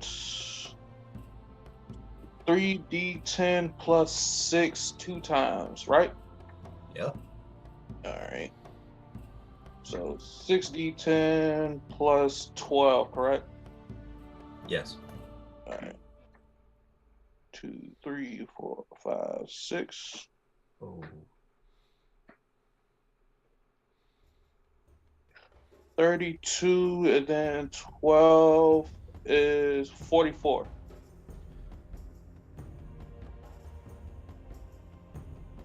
How would you like to do this? Fuck yeah, Draco. Can I just go DK and just do the little ground pound on him? Yeah. Let's fucking go, Draco. Yeah. So yeah. So you just go like Gorilla Grodd Donkey Kong on this thing as you just pounce on it and you just keep pounding. Just and like you're just punching this demon into the ground and you're just not stopping. Just Yes. you let out this like primal scream at the end of it, just this. And then I beat my chest and yeah. So The Nalfenchni is no more. do the ones that he summoned disappear? They appear to remain. Fuck. Right. Good hoping. Is there anything else I can do? No. That ends my turn. Sure does. Corrallos, I made a little mistake on your turn. I didn't explain one other thing to you. Okay. You nailed Shroudbearer with 4 different Eldritch Blasts, correct? Correct. It is in your direct line of sight. It does not require a roll by you. Every time that you have nailed Shroudbearer with damage, you notice that Hector has also taken the same damage. Ooh. I am now doing the math for all of that, so. Been here before. Fuck. Now, since this is accumulating now, do we? That was Since I'm 60 something. Then he went down to like 20. I was like 40, almost 40 points of damage. I was 30 something. Yeah. 39, I think, total. 39, yeah.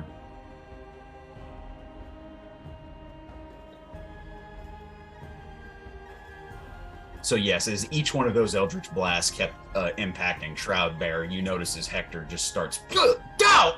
And he's just kind of looking around, like trying to figure out where it came from. Is it pushing it to ask if I can, since I'm with same vantage point as Corrales, can I make a perception check on that? Yeah, I'll let you make a perception check, B. Okay.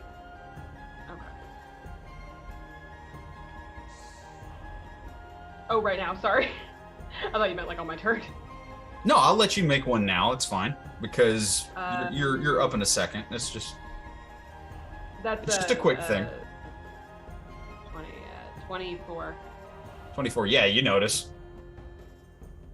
Uh-oh. Ooh, and I saw Regis do this, so he's a thinker.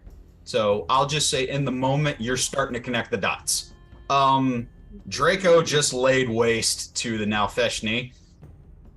So V, yeah, it's your turn. So okay, you did a perception check. What else you got?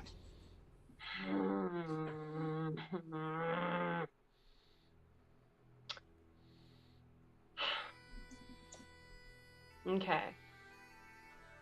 The last time I attempted to knock someone out, I just dropped them low enough to where they would drop. But I'm expressly trying to like knock it, like suffocate. Since I have the wire around it, I would like to try to like.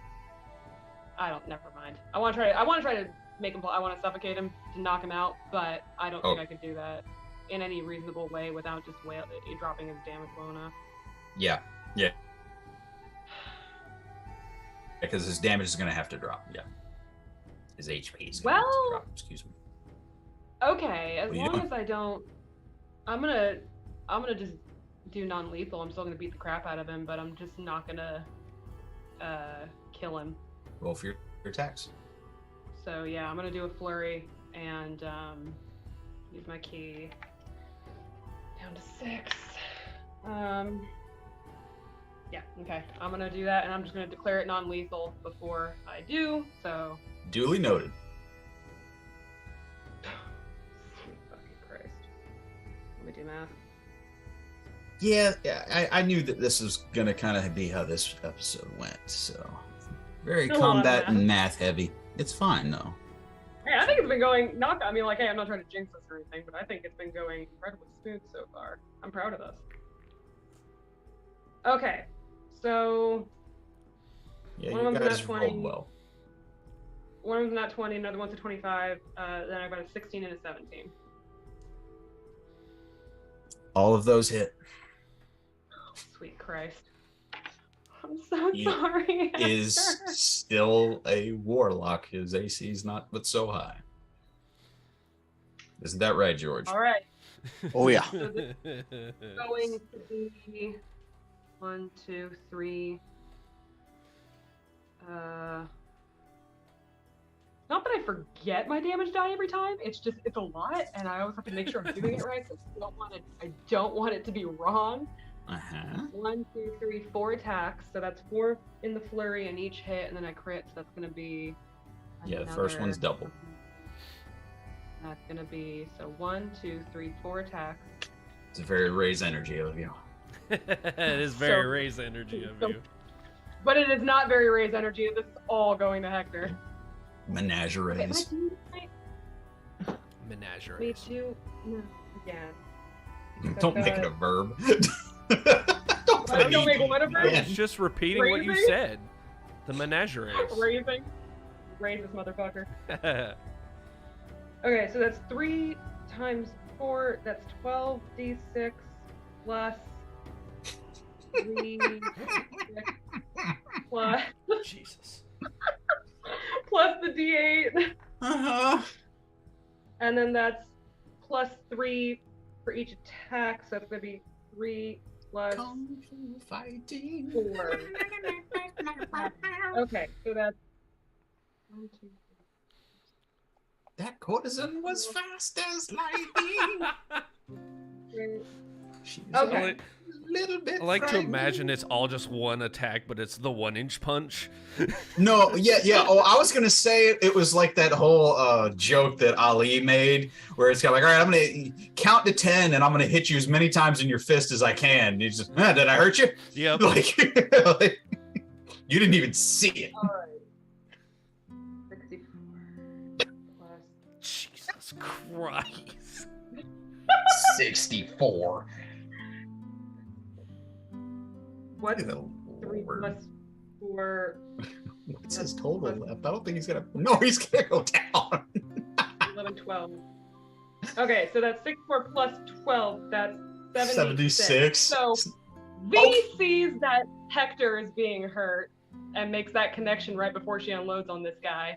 And she, like, all of the bones in her fingers crack as she sort of readjusts to, like, how do I not kill you as I do this? Uh-huh.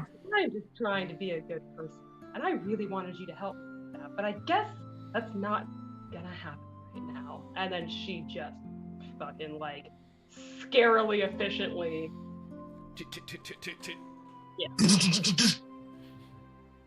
And with that, Shroud Bearer is in fact knocked unconscious. I will keep the wire around his neck. I'm not moving the wire. Whoop, wrong one. Yeah. I apologize. I'm not deleting him. I'm going to put this on him. He is knocked unconscious, as is Hector, Oh, sweetie. because he didn't have a chance to heal himself at all. So you just see as you just like you bow on that last one, you see a Shroud Bearer goes down, and you just see Hector just taking imaginary blows, just and he just face plants, right on the ground. Oh, I feel so bad. Okay, I still have movement. I'm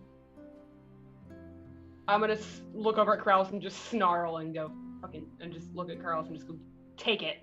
And then I'm going to rush to Hector Okay. and at least get to him so I can be there on my next turn.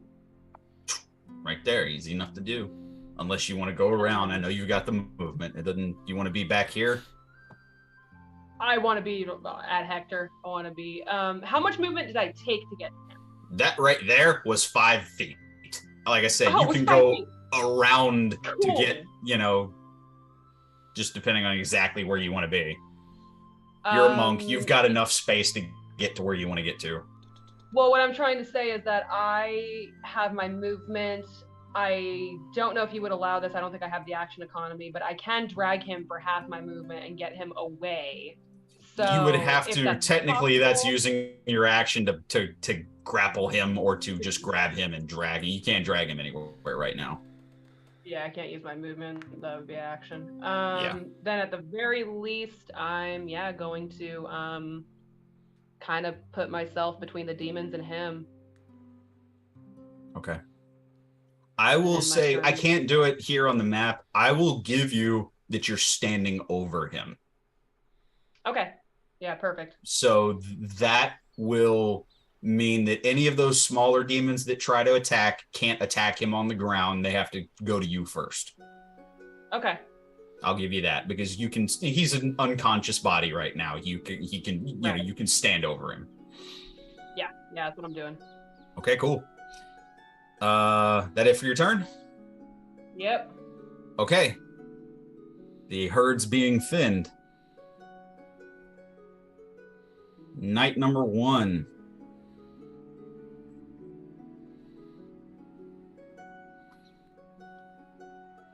What is he going to do? Because he was out of position. Hey. Well, no, he actually can help. I'm just going to put you right there because you're standing over Hector. He can right over here and actually help. And attacks on the smaller demons. Fail. Nat 20.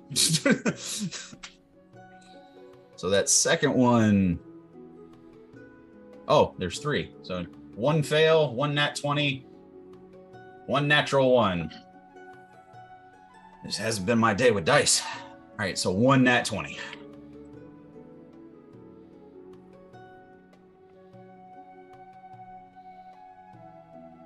This is longsword. No, great sword. I apologize. 2d6 plus 4.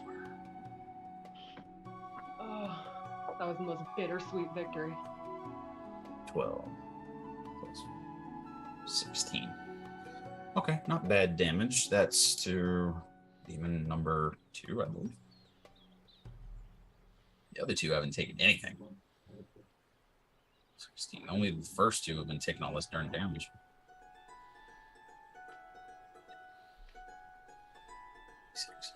Okay, that's Knight's turn. Torin, you're up. The other Knight's on deck. All right. So I'm going to attack the one to my right on the map. Yes, I got you. With Chaos Star. Yeah. That's a fucking crit. Nice. Okay. I rolled 19 plus 8, so 27 to hit. But I crit on a 19, so it crit hits. Yep. All right, so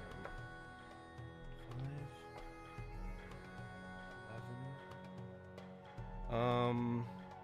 I'm just gonna double the dice damage instead of rolling. So 22, 25 for the hit, and then I think it's an extra 1d6. So There we go. 25. So total of 27. 27. Yep. And I need a... 16. Where'd it go? Oh, I know where it is. Sorry. I'm trying to find No, you're good. I'm doing math. A lot of HP to keep track of.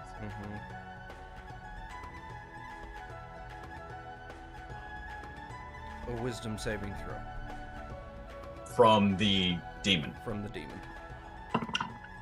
By the way, for so you know what they are, they're called Vrock. Vrocks. Okay. V-R-O-C-K. V-R-O-C-K. Wisdom save, yes? That's a 17. That passes. Okay. And you can narrate that shot if you'd like.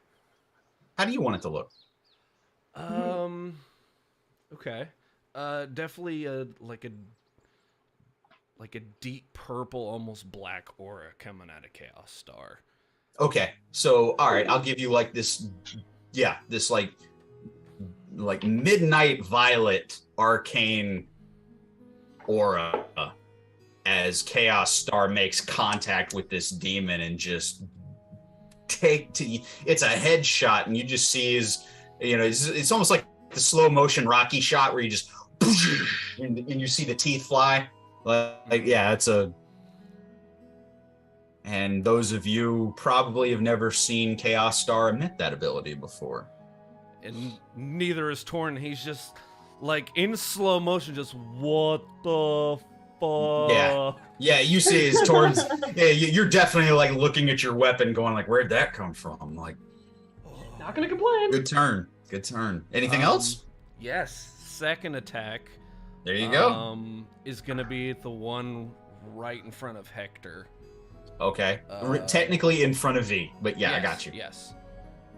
Just for map's sake. You know what? I'll do this for... Here. Yep. There, she's standing the one in front of V. over his unconscious body. There we go. 18? Yeah, no, hits. All right. The Vrox are smaller demons. Mm-hmm. Not terribly difficult to hit. That one takes 12 points of damage. 12 points of damage to number 2. That takes him. Okay. Yeah, that one in front of V and under Torin there, it's starting to look wary. Starting to look hurt. Torin? That will be my turn. Okay. Knight number 2 is going to take a swingy swing at... He's got 2 choices. At the one in front of him. I think he gets 3 swings. 1, 2, 3. Miss, miss, miss. Hold on. What does he add to that? Maybe it's not a miss. That's a 10 miss. That is a 15 Who's he trying to hit? miss. Is he trying to hit me? No, the demon. Oh, the demon. Oh, I'm sorry. I thought you were saying, yeah, the little demon. I thought I was in front of him. Not complaining. Yeah, no.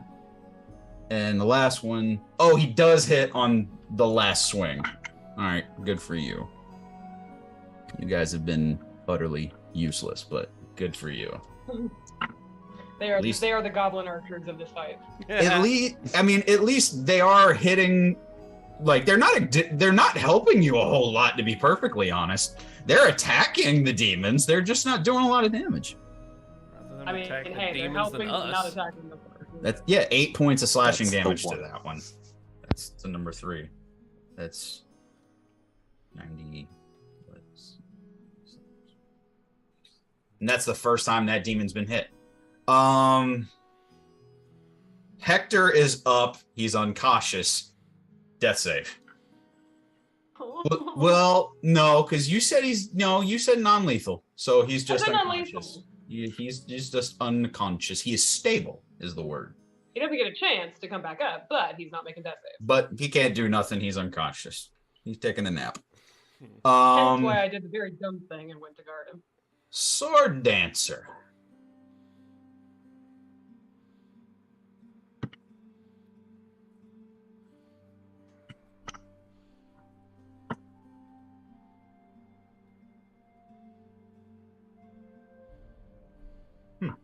Interesting.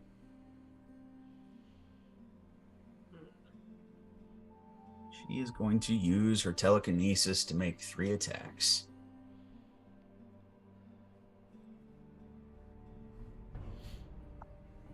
She'll move a little further in. On demon number 3, 3 attacks. 1, 2, 3. Well, 2 of those hit. Good for her. She's getting better.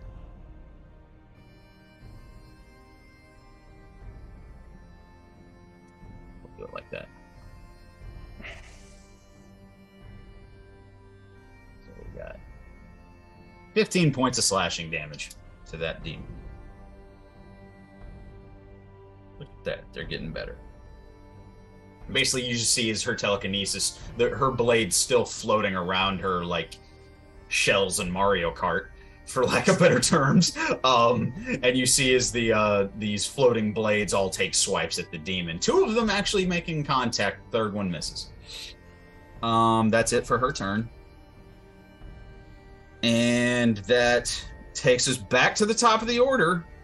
Taruk, you are up. And then the small demons are next.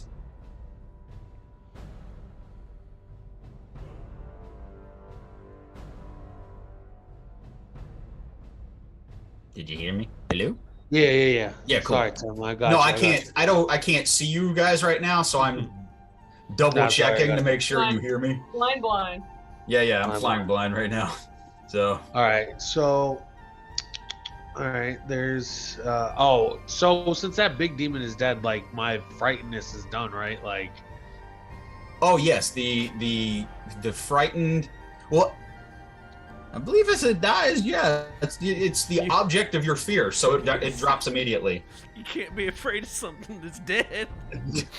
making sure you never I know. mean, you can, but I don't think that's fair. I'm just making sure you You're never not know. afraid of the puddle that's now on the ground. Good job, Draco. Right. I mean, you All did right. just see Donkey Kong just lay waste to that thing. So, like, yeah, you're good, Taruk. Your frightened state has worn off.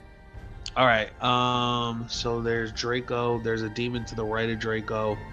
Those Demon two right got there. And then those two One right have there. got the demon flanked, right? Yeah. All right. one Well, right there. then I'll stay here with Draco, and we'll just fucking kaiju the shit out of this thing. Yeah. Yeah. All right. All right. So Roll. yeah, so I'm gonna use my my moon blade on this one. All right, and that's let's go. That's 19 plus 9. I'm sure that hits. Yeah, that's 28. Yeah, 28 hits, buddy. All right, and then That's, it's 28 just missed. just missed. All right, and that is. And then, all right, well that was fucking 2 shitty rolls, but it's 7 total points plus the 2. Oh no, never mind. Yeah, so no, and I didn't rage on that one because I forgot I was back to regular Taruk, Yeah. so that's okay.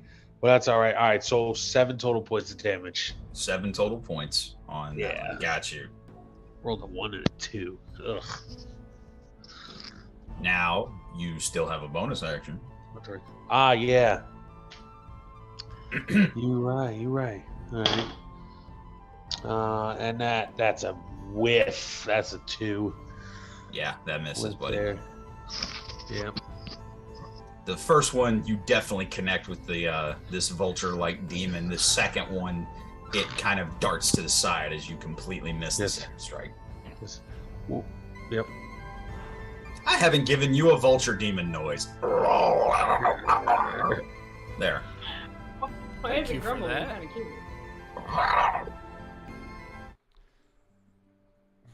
I apologize. I've cheated you a vulture demon noise. Everything was Do that. your job, Tim. Do your job. I know, right? I mean, you made me beat Hector to death, so I feel certainly you did. Some funny noises. I ought You're to have made that psychic damage. Yeah. All right, yeah, that was it. Oh, then Tim. So the last thing I can do is I'm out of attacks, but I want to. What I should have did first, and I didn't think of it. I want to move Please. like in front of it so I can flank it. That way, Yeah. it gives Draco advantage on his turn. I'll put you over here. Unless you Yeah. want to be right here. Right What do you there. wanna do? No, back like Right here. where the second spot. Yeah, like right there. Yeah. Cool. All right. Yeah.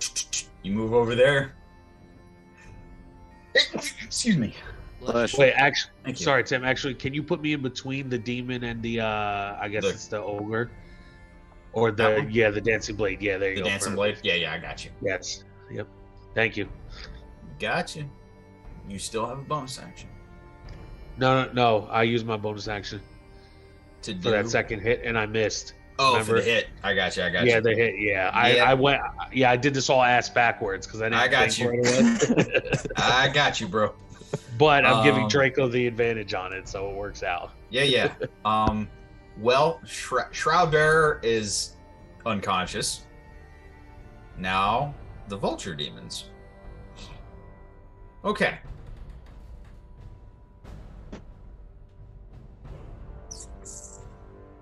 You could have been changed these.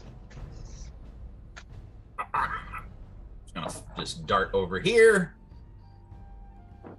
Doesn't take an attack of opportunity for anybody because it's all in your melee. It just wanted to be better centered so it could emit poison. So, Corrallos, Shroud Bearer will take a death save. That's 1 for him. I'll take a Then death save? It is knocking out. he's unconscious, but he's taking poison damage while unconscious. Whatever this poison damage is, he can't save while being unconscious. Oh, sure. But I was just wondering if that means that he's still linked with Hector. Oh, I wonder. And then so Hector still had a health pool though. So I mean, like, Hector's unconscious because he's unconscious, but Hector still has a health pool to get eaten through, right? No, Hector dropped to 0 hit points. Yeah, because once they're linked, like it's all linked together, no matter what, how many hit points they have or not, right, Tim? Like I would believe that's how it works. And now the problem is that yes, what you did was definitely non-lethal. However, when you're unconscious and you can't, it's like saying you were asleep and then carbon monoxide went into the room. You can't. Oh, sure. No. I was just unclear on how the health pools worked, but I don't know how life transference works. So. Right. So unfortunately, it's going to admit I need Corrales and Torin to both make me Constitution saves. Ooh, wow, that's way off. Let's go. Constitution. Oh no. That's With dead. I want assume something Hector's else than what it's aura giving me. doesn't work with him unconscious, correct? No, it drops. I had to ask. I Sure, figured, fair but question. Fair question. No more stacks. Yeah, we're finding out what happens when you're unconscious. Yeah. So, okay, You get nothing. He's got Good day, sir. You get nothing. You lose. Good day, sir. Yeah. That I would love be that. the one. 13. That's a failure. Corrales? Oh, I got a 3. That's a failure. Yeah. You both take 9 points of poison damage, and Shroud Bearer takes a death fail. I would like to use my reaction. You may. Hellish Rebuke. Excuse me. I apologize. On the demon, go ahead. On the demon? Yes. That's It's a deck saving throw. Deck save. Taxi. That is not great. That is a 13. It's 17, so meh. Yeah. Meh. Uh, What does he take? You know. 4d10 fire damage. Okay, go ahead and roll me some damage, sir. Using this one. 4d10. Jesus. Yeah, Hellish Rebuke, right? Watch it all be ones. Shut your face. 12, 18 damage. 18 points of fire damage, half to 9 because he's a demon and resistant to fire. That's fine. I was mad. I love that. That's a good rationalization. That's fine. I was mad. Shroud's just like, mad. All right, buddy. That was that demon. Demon number 2. Sorry, Torin. Oh, V. Hector takes a death fail. Because of Shroud or because of the attack? Because I thought he wasn't able to be, or because of the Shroud Bearer or because of this attack? 15-foot radius on that poison cloud. Oh, it's poison. Now, V, you're immune, but Hector ain't. Hector's immune to disease. So he takes a death fail. Shit. Yeah, I thought we were getting attacked. I thought that I could take No. It's just it emits a cloud of spores, or a cloud. Yeah, it's a 15-foot radius on that. It's going to catch you guys. But you save because you're immune. Torin, give me that con save again.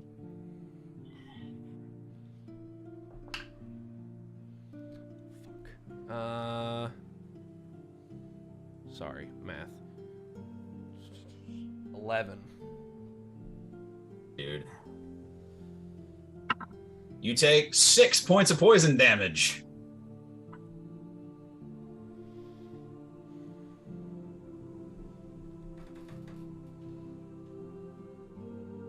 It's number 2. Number 3. They all take it, and you're gonna be immune, but oh my gosh. He's not. That's 2. Because each demon can emit those spores if the ability recharges, and it did. All right. Well, luckily the last one is out. Let me see about them though. The knight, the Blade Master of it in. That's a nat 20 for her. Knight takes it though, and he took 1 point of poison damage. Where'd the knight go? Where'd his HP health go? There we go. Okay. The last one. Taruk and Draco, give me con saves. She's got to do another one. She's 17. That passes. Yeah. Let's go, baby. That's 15. 15 passes. Thank God. Get that +1 from the guild, baby. Yeah. Well, 12 fails. You take 7 points of poison damage, Draco. okay, that's cool. Yeah, it basically, and you've all seen this now. It's basically like these small, like verdant green, like poison clouds that emit from these demons. That's just the effects now. Now they can do their attacks. Okay. Gosh. Math. One thing at a time. That's what we're doing. Okay. Corrales does that's a dirty 20 to hit. Yeah. Torin. That's a 9. That misses. It sure does, buddy. So you're good. Corrales is not. That is. I would like to use repost again. Okay. Well, that's good because I just rolled max damage on that. That's 15 points of piercing damage to Corrales, but you're using repost. Repost is the one on me. Okay, got it. So because he missed, I can take a swing. Okay, go ahead. And 15 points of piercing to Corrales. 17 to hit? Yeah. All right. I'll give you this. The AC for these rocks is 15. 15. 17. 20 points of damage. Nice. That's demon number 1. 20? Yep. He's looking hurt. You looking hurt? All right, number 2. Looking like... 2, 3. Oh, he's got 4 choices. So who does he attack? V and the knight. So V, get the weak attack, which is a dirty 20 to hit. Did you roll a disadvantage I will now. for the cloak? This is the first time you've actually had to roll to hit me, so. That is a 24. So the lower one was a dirty 20. Jesus. I am going to use Lover's Denial as a reaction. That's 2 key points, and my AC is a 21. 20. So the beak attack misses you. Yes. And the other attack missed the knight. So clang, clang. That misses. All right, so demon number 3 gets a shot at V, knight, or let's see. First one will be against V. Second one will be against the knight. Same as the last one. All right, V. That is 19. And the knight, that's a 10, so that'll miss him. 19 for me. Yeah. I'm gonna take it. I don't want to use any more of my key point. All right, 2d6 plus 3. That is not bad. That's 10 points of piercing damage. Okay. Yeah, and I'm trying to defend him, so I don't really leap out of the way or anything. I just kind of straight up take it wherever it's the most obvious for it to attack. Yeah, and basically this horrid looking little vulture demon just, basically pecks at you and catches you on the arm, and I'm sorry, how much? you're being harried by a vulture demon. No, And sure, the last how one, much damage did I do? 10. 10, thank you. Yeah. And the last one, beak attack at Taruk. Taruk, that's a 24 to hit. No. Yeah. I'm sorry, man. I think you're the only person I've hit All game. on the regular. Everyone else I've missed. You mean you hit the tank all night? That's Yeah, fucking right? crazy. And Yeah, why would you do that? Draco, that's a 22 to hit you. Oh yeah, that hits. All right, so we'll do Taruk first. 6 plus 3. That's 9 points of piercing damage, Taruk. All right. And Draco, you get the talons, which is 2d10 plus 3. Oh, that's 18 plus 21 points of slashing damage from the talons. All right, so what's the total? 21 points of slashing damage. Okay. Cool. So, yeah, you guys, you're all dealing with the same thing now. Supposedly, it's the only thing left are these vulture demons, and they're hardy creatures, by the way. Weird. Let's see. That is it for them. Thank God. Corrallos, you're up, but would you Come on, please give me a perception check? 18. The battle has been long and arduous, and you have noticed that a lot of slashing, a lot of piercing, and a lot of blood has hit the ground, and you are noticing as you look down, tiny rivers of what little blood has been spilt on the ground are trickling towards the sarcophagus,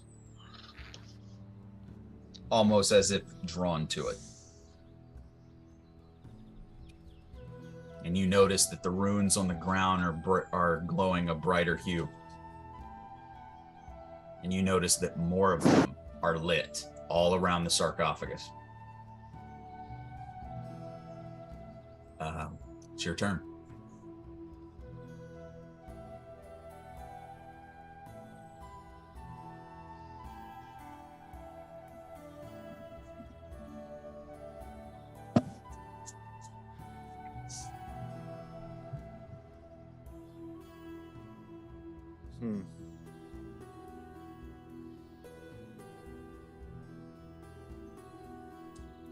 All right. Oh, God. I'll try it. Can I hypnotic pattern centered on the square below Torin? Hypnotic pattern centered here. It's a 30-foot cube.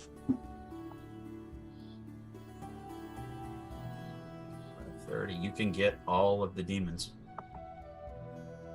It's a wisdom saving throw. That's huge. For hypnotic pattern, 30-foot cube? Yeah, 30-foot cube. Yeah. Hypnotic pattern. What's the save? It's DC 17 wisdom. Wisdom. Thank you. These are not +4. We'll see. First one. That's a 13 on the first one. Fail. Second one. 19. Second one succeeds. All right, let's do a little thing here for there. He's mentally not there. Number 3. That's a 22, so he'll pass. Number 4. It's a 19. All right, then can I reaction on the 22 for silvery barbs? Make him re-roll. make the last demon reroll? The one who got the 22. I think that was number 3. Okay. Yes. He has to reroll. Natural 20 plus 4. Right. Yeah, now I roll well. Who gets the advantage, Corrales?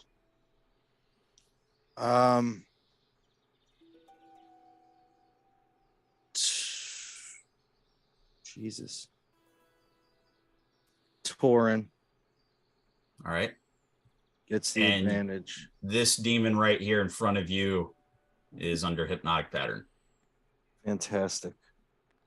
So he's incapacitated at the moment. Okay. And then my bonus action. Please don't kill me, guys. I'm going to give Shroud Bearer a potion.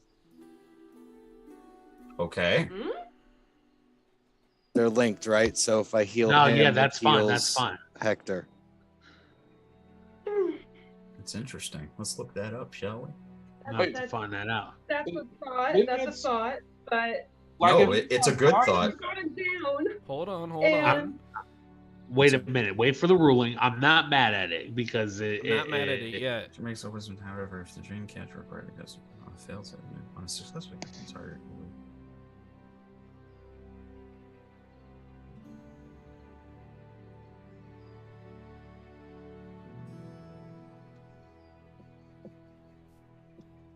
A failed save, I suppose. See.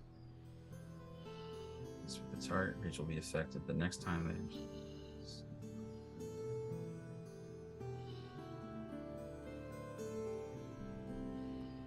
I believe they are no longer linked because he's unconscious. He may be stable, but unable to focus on the connection between him and Hector anymore. When he took the poison damage from the area effect, that was just to him, and you had 4 of those creatures. It's not that Hector took poison damage through him, it's that Hector was unconscious near some of the others that emitted poison. Okay. So, but you did what you said. You gave Shroud Bearer a potion. What was it, by the way? Potion of Superior 8d4 plus 8. What was the total? I didn't roll. Do you want me to? Yeah, go ahead.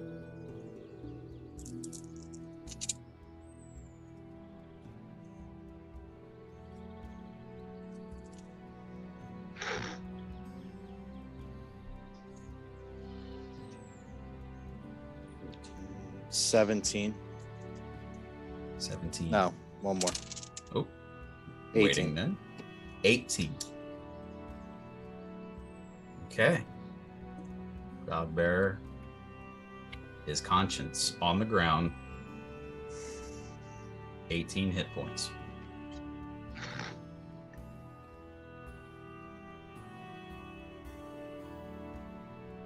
Is that it for your turn? Yeah, that's it. Okay.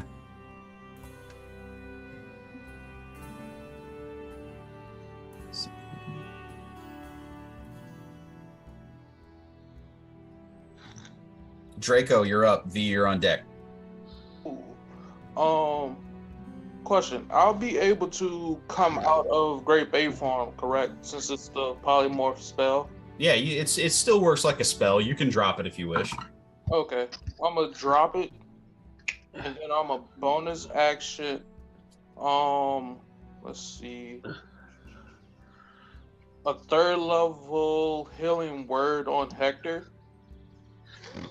All right. And then he's gonna get 9 points of health back, but he's up. be standing over him, bleeding on him. Okay, let's take that down. Oh no. He's up with 9. Healing. There we go. That didn't change. Well, he's not up. He's on the ground. Okay. Right. So he's not doing death saves though. Yeah, no, he's no longer doing death saves. V, what you hear underneath you is as you hear Hector take a breath. Yeah, she's still standing over him. The blood from her arm is just kind of dripping on him as she's trying to protect him and just bleeding on him. Yeah. Draco, Yeah. still your turn. For my action, I'm gonna cast a cantrip Primal Savagery, and a melee spell attack still gets advantage, right? Yeah, because you're within Taruk's. Yeah, I'll give it to you. All right, so the first I one, think his exact wording is that it's an attack roll. So, Yes, melee attack roll. Sir. Yeah. Melee attack roll is advantage. Also, I was saying, we're- I think we have a Corrales has flank. benefited from that before, and he's flanked. So, yeah, you've got advantage on that. oh, okay, so Yeah. soft 20. Let's see if I can get a nat 20. I did not. I got an 18. And still a hit. And then this is going to be 2d10 acid damage Nice. for 11 points of acid damage. Takes the full because demons are not resistant to acid. And that ends my turn. Yes, that ends my turn. Okay.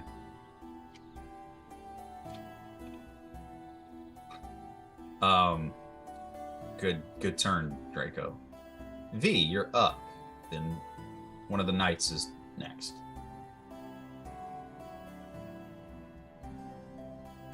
Okay. All right, I'm just gonna add this. You hear from under you. Well, if I die, I got a nice view. Yes, that's my boy. My man. Some of the blood running down V's arm splashes onto his chest. Definitely hangs out with Taruk too much. I thought maybe, possibly a little influence from people. Yeah. V, like, she's not even annoyed. She hears him and just like, yeah, she just has a moment. Okay. Still your turn. I'm trying to figure out what I'm going to do.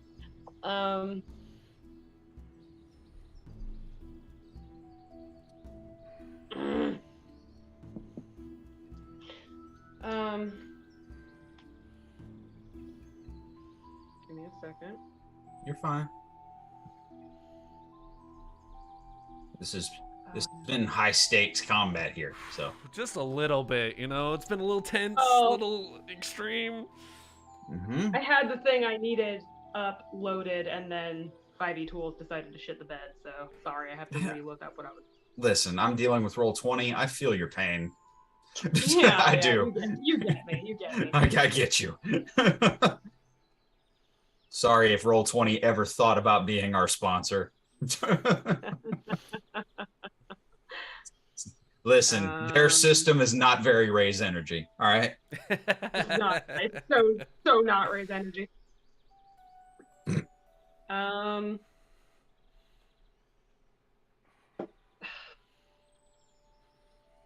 right. Did the elf come back up when that potion happened? I didn't recall.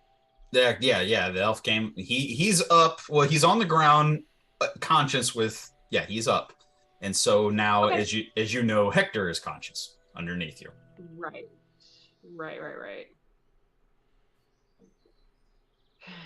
Then yeah, I guess I'll just take my turn too. Well, okay, as an action, yeah, she looks down at Hector, just sort of like lets out a very quick, just like exhale, and then I'm going to dart over to, let's see, Torin's only 5 feet away from me. Yeah, he's there. Yeah. If I get to him, is that an opportunity attack from... Well, I mean, you can reach him. Oh, I can reach him. I thought he was 5 feet. Okay, then yeah, I grab him and I kind of pull him in close and I just kiss his cheek and cast Cure Wounds. Okay. On him, so that's gonna be... And so I believe the elf still has my wire around his, should still be grappled by my wire. He's Did he still pass out yeah. grappled? Yeah, you Okay. haven't lost concentration on that yet. You've only been hit once. Okay. Matter of fact, when you're done with this, roll me a con check just for concentration on the darn thing. On the wire? Well, that's Yeah, how 9, well, 10, no, 11 because points it's kind of healing. autonomous. Didn't we made the call Yeah, that it's kind of autonomous. It has a DC to break, so Yeah, I don't have to maintain so it's the- concentration because it has a DC. Yeah, that's right. So That's that's what you did. 9, 10, 11 points of healing to Torin, and You got that, Torn? Yep. 6, 7, 8, 9, and then 9 points of damage to Elf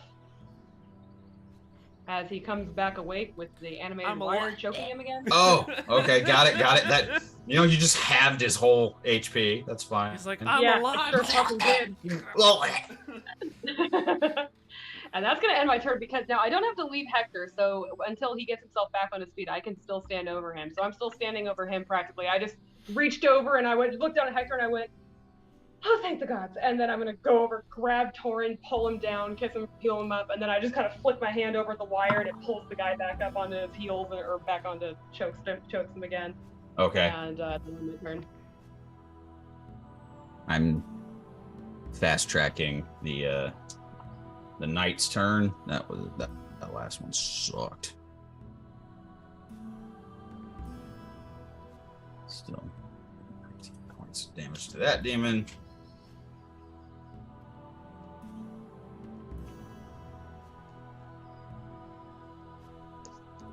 Well, that knight actually did something good. Couple good slashes on the demon. Torin, you're up. All right.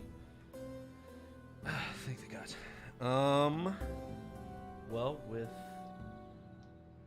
getting that burst of energy from V, I'm gonna take a swing at the demon in front of me, the one that isn't, the one that's directly in front of her. Okay. And I believe because of Corrales, that attack is at advantage. Because silvery barb. Yes. Silvery barbs. You got it.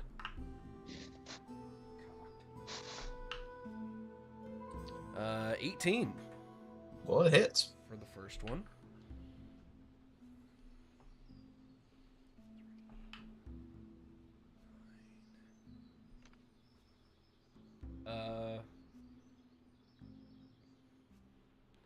I'm sorry, math. 12 points of damage for the first shot. Gotcha. And then... Yeah, then what? Damn it. Well, then my second attack misses. Second attack misses. Got it. Then what? Then I'm going to use my bonus action to pull one of the potions out of my bag that we found. Yeah. Superior healing. Do it. And I'm going to use my bonus action to drink that. Got it. I just got to find the dice amount for it. Oh shit! I thought we were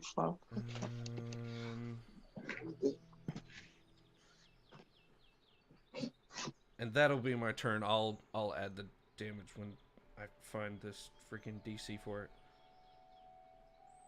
Huh? Oh, you mean the for the superior? Yeah. 8d4 plus 4. 8d4 plus 4. There you go. Go ahead and roll that. Just let me know what you get. I'm not writing it down. Just let me know what you got out of it. Out of just blind curiosity. All right, that's it for Torin's turn. Knight number 2. Take his swings at the demons. Because that's our lives.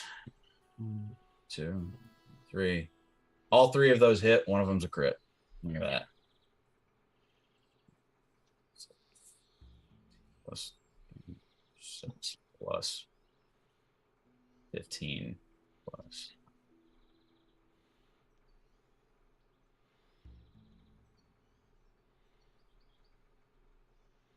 29 points of slashing damage to number 3.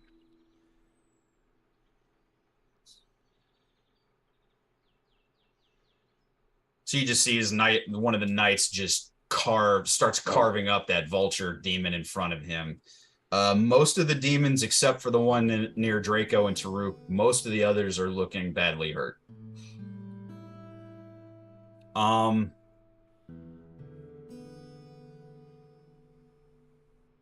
Party perception checks. 26, Tim. Yeah. Was the HP. Yeah. Perception. 15. 50. Dirty 20. I got a nat one. Taruk, you're kind of focused on the vulture demon. 17. All right. Basically, for your 15 and ups, you see a bright light, almost like an arcane aura and energy, just emit from the sarcophagus. Doesn't do any damage. It's just like a stiff breeze that just blows across the entire tomb. And all of you you're just kind of pushed back just for a second. And you see as the lid for the sarcophagus just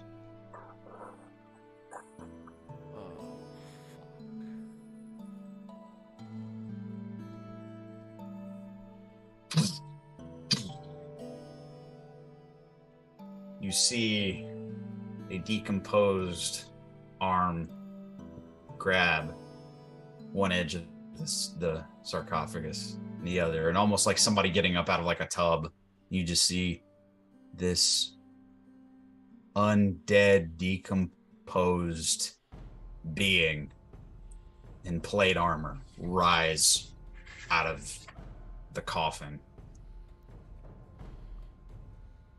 You see where there should be eyes, bright orange light emanating.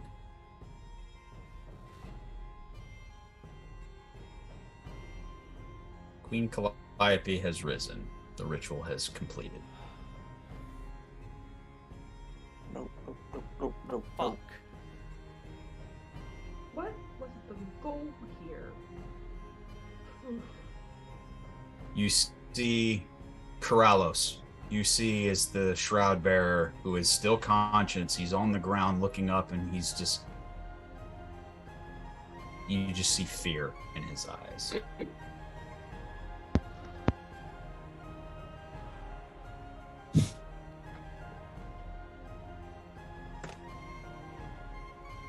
Good. You proud of yourself?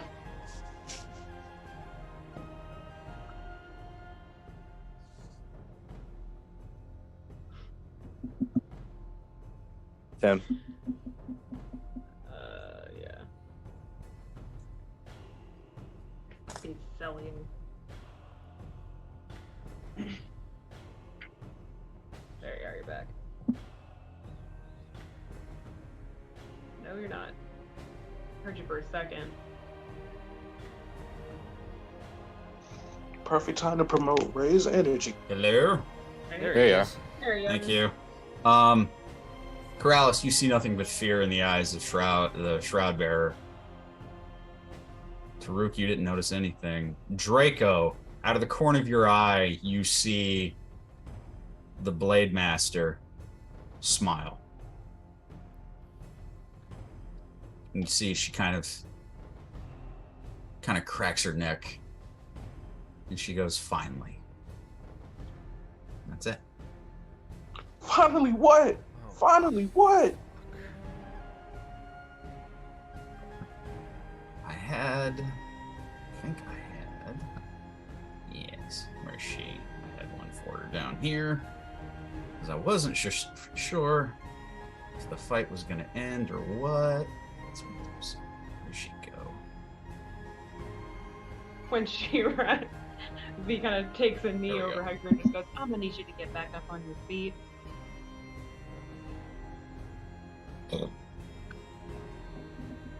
She makes her way 30 feet.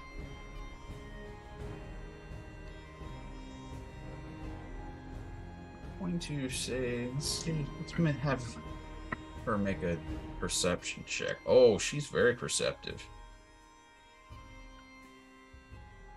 You all see as she locks eyes with the armored half-elf on the ground and immediately just starts going directly towards him. Oh, bitch. Shit.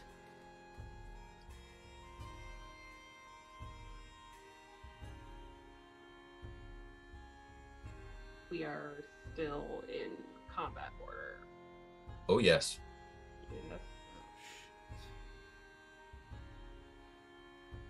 I mean, ooh, no. I was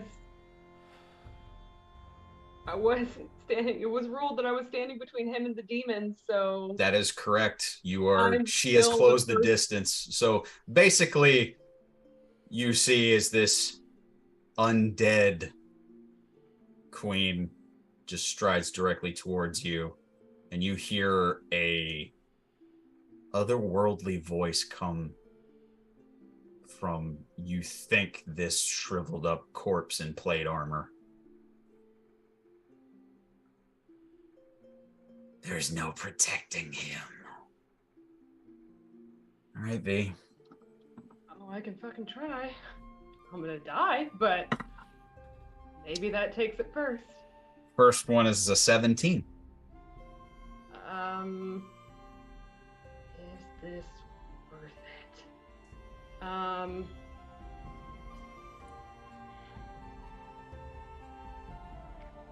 No.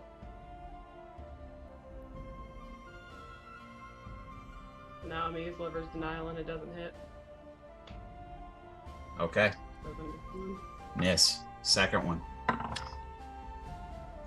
The second one is a 14. Lower than my AP. Does not hit. Second one, you duck. Third one. And the whole time I'm dodging, I am like futilely, but just out of instinct, like moving into her, but dodging away from Hector. So it's like really obvious I'm trying to keep her away from him. Yeah. And just dodging. The third one. Yep. This is very... I can't believe that this is how this is going to roll, but I think that's how this is going to roll. Mm-hmm.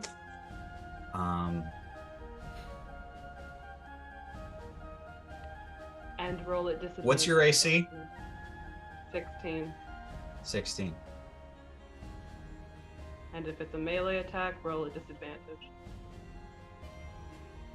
Unless magic items don't work on her, in which case I don't know if the cloak would matter, but I don't think it does. okay. And it had to be he had to be using an attack action to do that. Yeah, it only matters if she's That- attacking it with I a melee. thought I was going to get a cool little cinematic moment here. Oh, no, wait. It's a Actually, reaction. yes, it is. I know what you're I was trying to making... do. Yeah.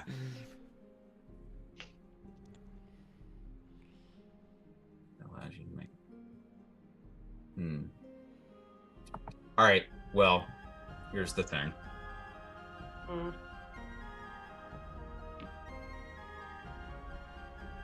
Oh, my That God, doesn't my- work because it's not a dex save. It's just a normal attack. All right. The total was 19. To hit me? Yeah, Yeah, that hits. he tries, but it's not a dex save, so he can't. All right, you take, not bad, 9 points of slashing damage. Okay.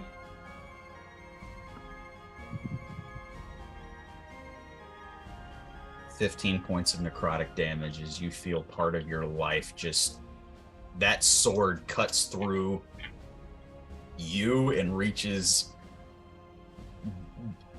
further past the necrotic energy and arcane aura off of this blade. Just, it adds on to the damage that it normally would do.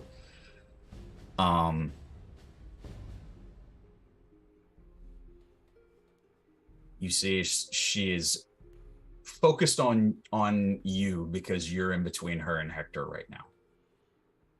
That's it. Going to be it for her turn right now. I'll take it. Like after she hits me, and as the necrotic energy is kind of spreading, she just sort of like grunts at it and just goes, "Well, looks like I can try." It is now Hector's turn. V's wobbly. She's sort of like she looked like absolute dog shit. She's just like wobbling over him, but she's like stubborn. Like just spite is keeping her standing right now. Yeah. He is going to stand up, and you feel a hand touch you as he reaches for yours. Yeah, I hold his hand. And he's going to cast Lay on Hands. Uh-huh.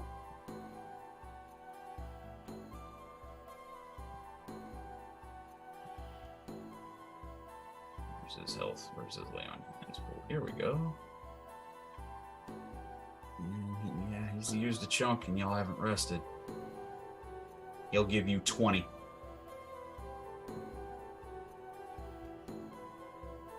You get 20 HP back from Lay on Hands. Okay. And he has put himself in between her and you with his shield up. And Corrallos, the only thing you hear out of him is he said, "Remember what I told you? Now!"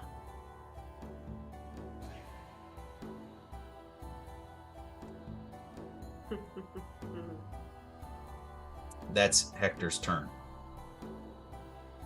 After he heals her, V just kind of, if he got between him, she just kind of like, her head kind of like thunks on his back for a minute while she catches her breath.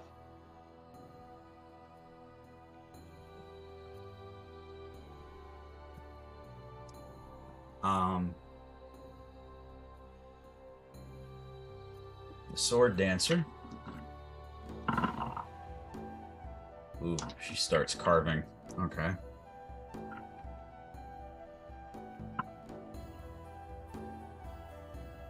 Plus, gosh, math. Yeah, she eviscerates this demon, what's left of it. You just see as the telekinesis of the blades rotating around her, just and she just eviscerates this thing. That's her turn. We go back to the top of the order. Taruk, you're up. All right. So what I'm going to do is I'm going to throw my javelin of lightning at the shroud bearer. Okay. All right, for my first turn. Okay. That's okay. Yep. So What's 15. that guy in particular? Yeah, 15 plus 6. I think that hits Tim. Yeah. Okay, and then again. So first I'm gonna do Hold the on. piercing Isn't the damage. javelin a dex save to get out of the way? Because that's a line. In other words, I've got to do the demon, the knights, all of them. So that's a dex save to get out of the way, correct? Honestly, I Yeah, Don't it would know. be. Anything's a dex save to get out of the way. If it's a weapon, it's Yeah. coming towards you. It's a dex Yeah, save to yeah. get out of the way. All right. So yeah. there we go. Unless you're telling me that, I mean, it doesn't even matter because you've got all of those. Because Torrin and V have to make the same save. Like if you're specifically aiming for this guy right here. Yeah, That's- I don't. Yeah, that's I know Yeah. your height, man, but we did that for flavor. Like you've literally got all these people No, and you're that's trying cool. to aim. No, Yeah. no. Listen, that's perfectly fine. All right, so Torrin and That's V, fine. you got to make dex saves. Well, the good news is they all failed. The two knights and the sword dancer. I don't even care what their So- add-ons are. Those numbers are too low. What's the DC for this dex save? What'd you get? I'll let you know. 22. Okay. Torrin, you're good. Sorry, I'm reading a stat. Thing. Yeah, I didn't know. I read that card a bunch of times, Tim. There was never like an actual deck save on it or anything like so. Okay. Well, yeah, and I think we did it. Yeah, that's up to you. I got one in case, like you said, when you call it back to you, since it can, Gotcha. I got you. No, perfect. Okay. saving throw is 2 plus 7, 19. Yeah, no, that's a save. You're fine. So, roll me the damage for hitting Shroudbearer. Okay, so the D6, the piercing, the 1d6 piercing Yeah, is 5. 5. Got Okay. it. And now it is the lightning, which ends up being 4d6. So that's 5. That is 9. That is 10. And that is 11 total points of 25. well, yeah. No, yeah. What was the math on that? It was 9, 11, Sorry. 10, and 5? Yes. 9, 11, No. 10, and Is 5. 20, That's 35. 35? 35? No. So I have 4d6. I'm sorry. Yeah. I was counting up. So it's 11 total for the lightning damage, and Yeah. then 5 total for the piercing. So that's Okay. 16. Yeah, sorry. Yeah, okay. All right, plus, all right. Sorry. Well, the thing is that Shroudbearer's the only one taking the piercing. Everybody else is taking the lightning because it's in the path. yes. All right. So- Also, plus 5 my strength. So that's 20 total points then. Yeah, okay. Well, how would you like to do this when it comes to Shroudbearer? It's just gonna electrocute him. Like, think of a chair. In the Just gonna chest. fucking boom in the chest, and he's gonna fucking light up. His eyes light up, everything, Yeah. mouth, all of it. He fries. There's Fucking no... Yeah, he's dead. Shroudbearer comes back up long enough to see Calliope risen and is killed by the lightning javelin. Brian. That lightning, it was 11 points of lightning damage. Yes. Okay, let me dole that out to people.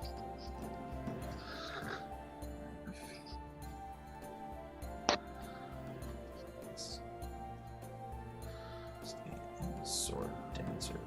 She really hasn't been hit much. 65. Okay. He's dead.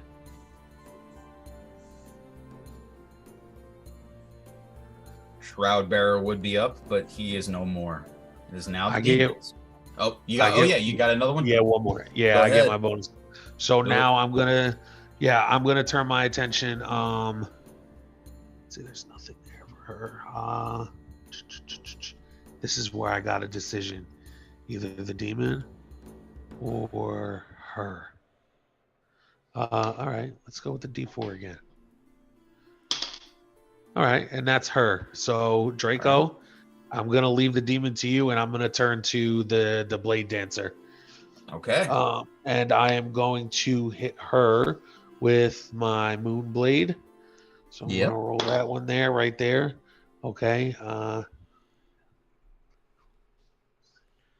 That's 17. I believe that hits her. AC 16. Yes, that hits. Perfect. 17, and now that is perfect. 4.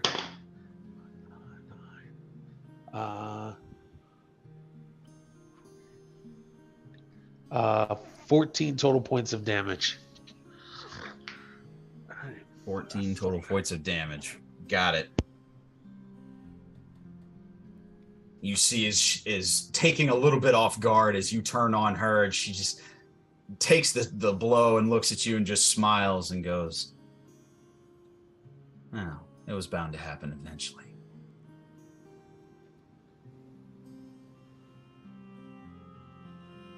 Is that it for your turn, Tarun?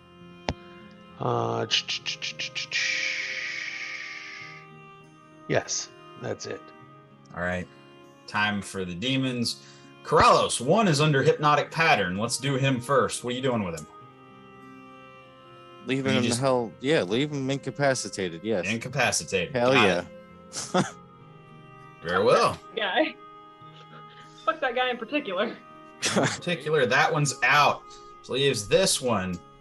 I think, given the circumstances, given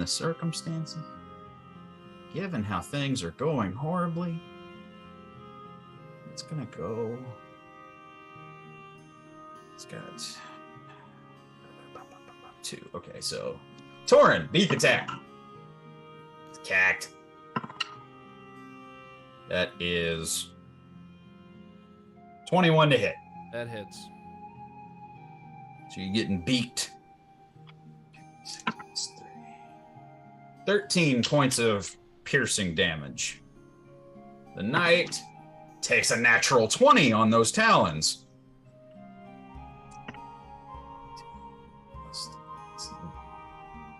12 times 2 is 24 points of slashing damage to knight number 1. He's looking rough. Demon number 2. Oh yeah, I'll do that. I'll do that after this. Oh boy, that's not good. Demon number 2 looks like it's gonna go beak attack at Taruk. That's a 24 to hit. Yep. Draco, that's a 23 to hit. Yep. Okay. Taruk is first. 11 points of piercing damage to Taruk. And Draco. 11, Tim, right? Yeah, 11. Thank you. Draco, 13 points of slashing damage from the demon. All right. Let's go ahead and do this. Oh, wait, no, we got to see if it recharges. I didn't do that on this one. It does for you guys. And mercifully, that one does not. So, Draco and Taruk, I need con saves.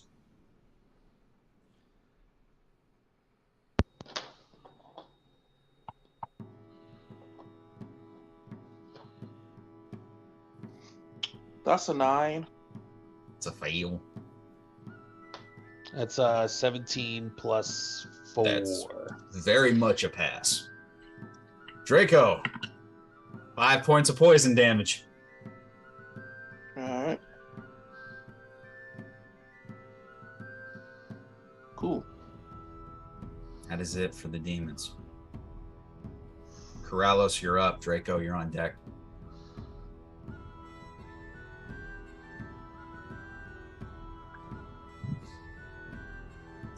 Yeah, I'm gonna try to take Shroud off the dead bastard.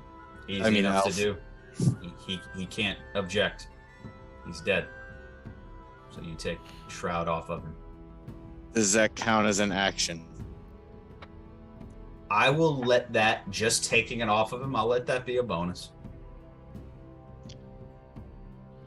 I feel like the action of just taking that garment off of him, just in the moment, about the same as taking a potion. I'll let you have that.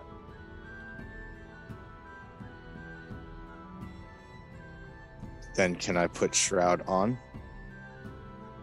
Yes. Same all-in-one bonus, or will that all be in action? To put it on, it'll be in action.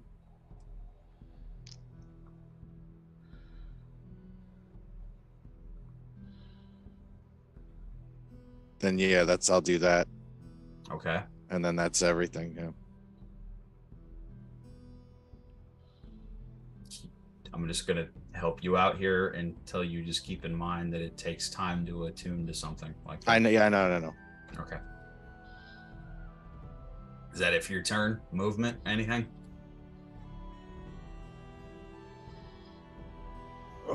You literally just heard Hector tell you to go. Yeah.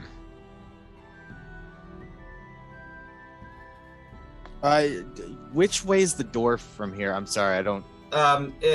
There really isn't on the map. I'm going to tell you that it's to the bottom right. All right, This way. then. 1, 2, 3. Can I get 2 spaces to the right of Torin? Right here is 20 feet. One more down right. There. There you go. That'll do it. Draco, you're up. V, you're on deck. Okay, so quick question. When I took the polymorph potion, I was in my starry form. Would I still be in starry form when I drop the concentration for a polymorph? Druid. You Because know dang well what time it is, and now you're trying to ask me complicated questions. All right. I think starry form is in concentration. I don't think it is. It is because I can choose to dismiss it early. You can.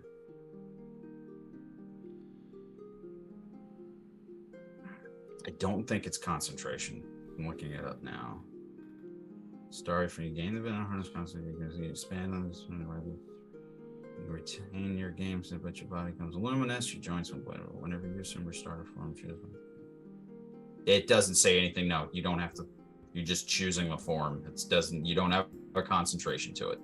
Okay, so in the beginning of my turn, I'm going to switch the archer constellation into the dragon and sprout wings, Mm-hmm. and I'm gonna start to fly towards the door. Okay. You got what's your fly speed? 20 feet. 20, and you're in the air.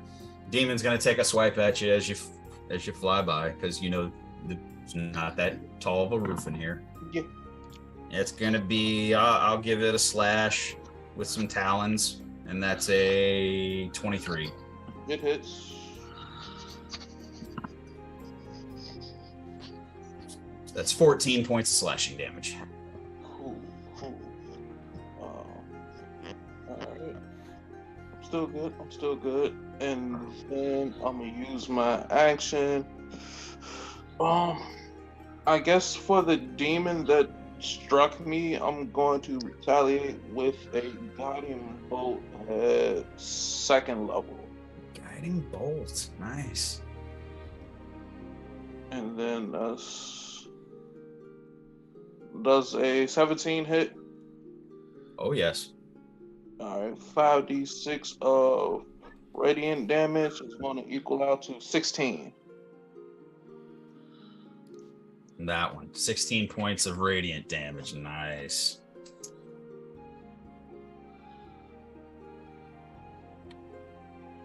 Anything else anybody needs to know about guiding bolt? Oh yeah, so that demon, whoever attacks it next has advantage on it. All right. And as I said before, there's 2 demons left in combat. That one was almost untouched for most of combat, so that one's still healthy. The other one, looking ragged, and the third one's just dumb because Corrales made him dumb. Is that it for your turn, Draco? Yes. V, you're up. One of the knight number 1's on deck. Okay, I can drag Hector 50 feet, so I'm going to attempt to do that. As long as he's I'm going to grab him and try to get us going. How much movement do you have? Your movement's halved for dragging him, so how much do you got? I can step of the wind, which makes my movement 95 feet, so half of that. 30. That could get you out the door if you wanted to. Oh, I thought we were way farther from the door. 5, 10, 15, 20, 25, 30. Here's the trick, though. Step of the Wind say anything about avoiding attacks of opportunity? Well, here's the thing. I can disengage without invoking an attack of opportunity. Correct. Thanks to rogue feature. I There's- want to say Step of the Wind, but let me read it just for shits. Sure. I know I can disengage without taking that. I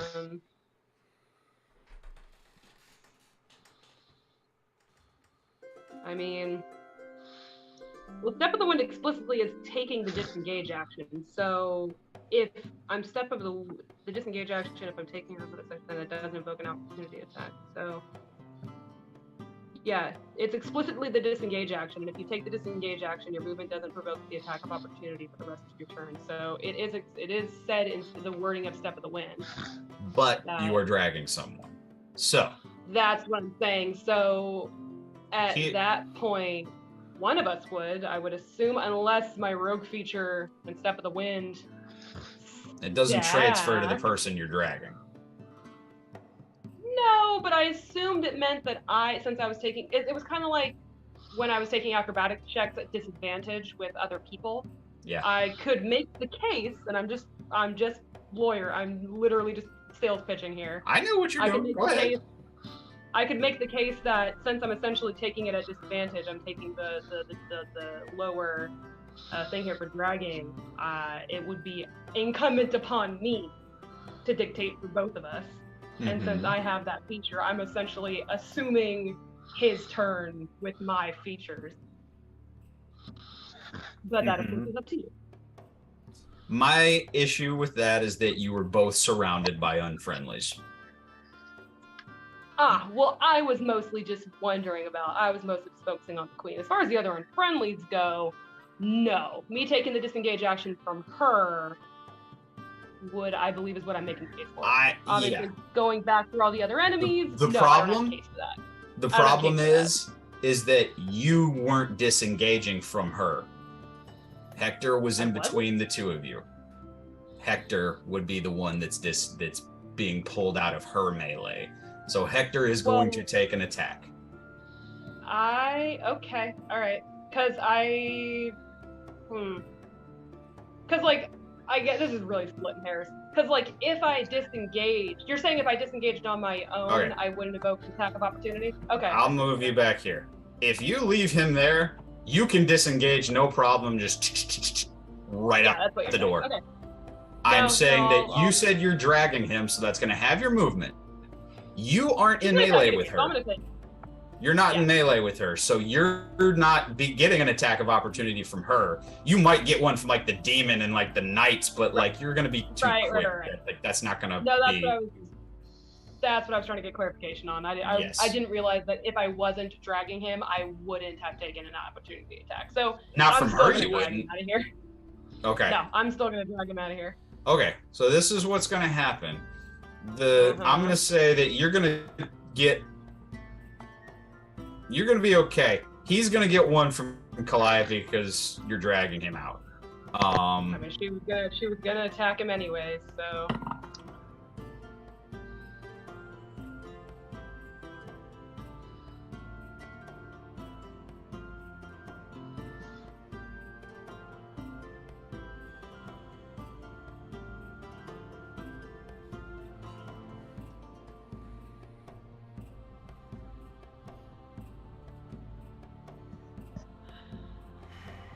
That was a good time.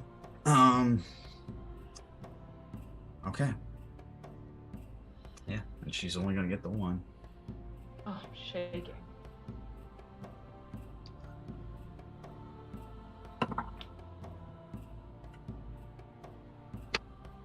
I gotta take a picture of this. So.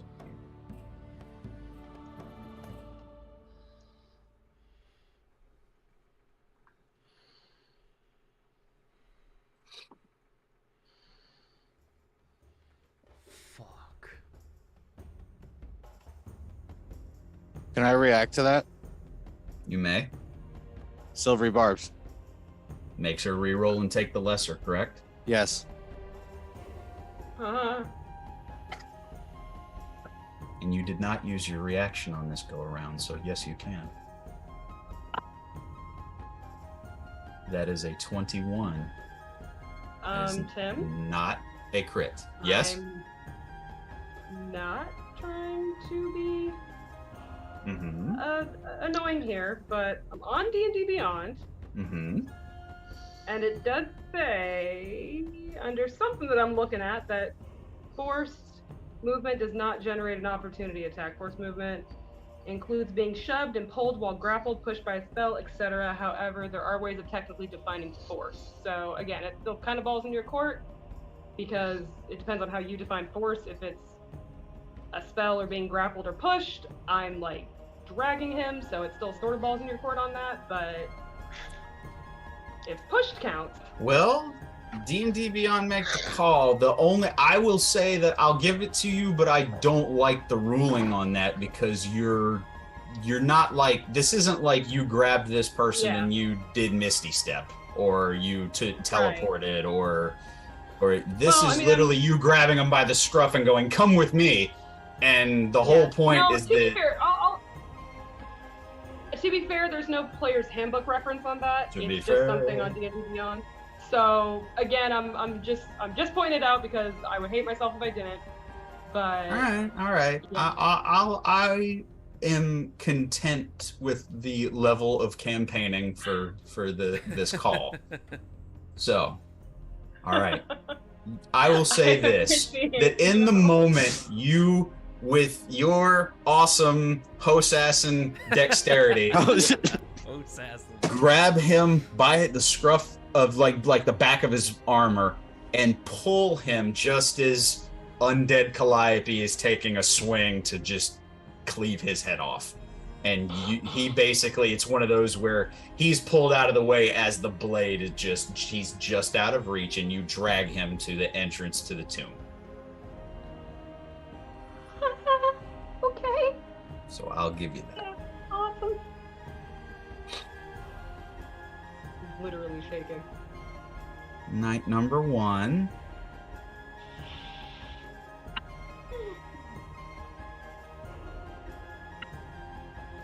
Okay.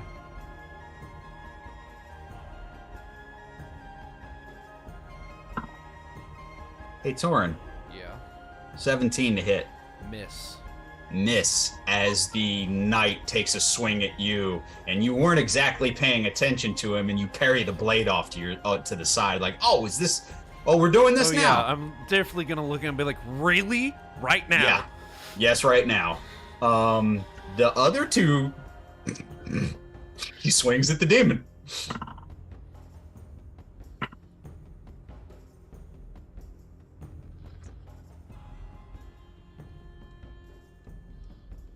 Well, guess what? The knight did something and cleaves the demon in two. And then just looks over at you, kind of like, you're next. It is your turn, Torin. At that, Torin is going to bolt. He is going to run towards, about how... Sorry, I'm trying to look at the map here. 15, 20, 25, about 30 feet to the exit. Okay. I'm gonna... 30 will get me right to the exit, and that's my movement speed. Before that, though... Yes? I'm gonna stop and pick up Corellos and keep moving. I think that's gonna... 15, 20. That means you'll get him, like, right there. That's fine. He'll be there. All right. I look at the other soldier. I say, "Not today, buddy." Run, literally, like as I'm running, scoop Corrales up. We're leaving, and keep going, and that'll be my turn. Okay. As you go, that knight's gonna swing at you. Yeah, I figured he would. Misses by a mile. You feel the breeze from that great sword as he misses.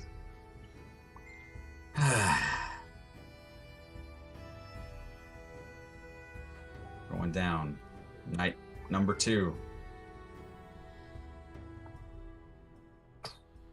Steps up. Taruk, you're there.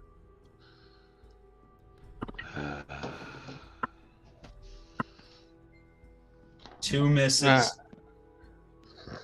and 1 natural 20. Yeah.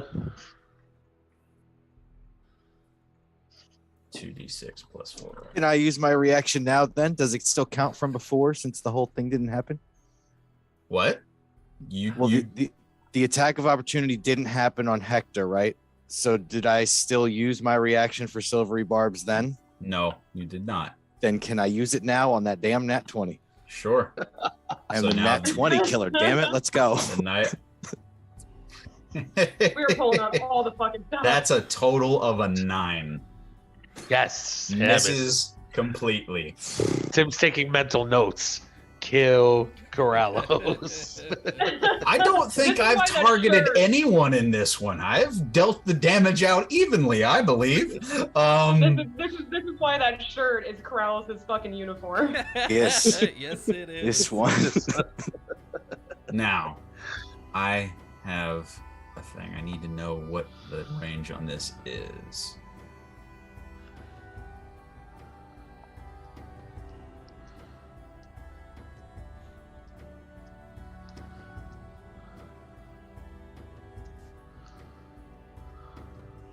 Nope.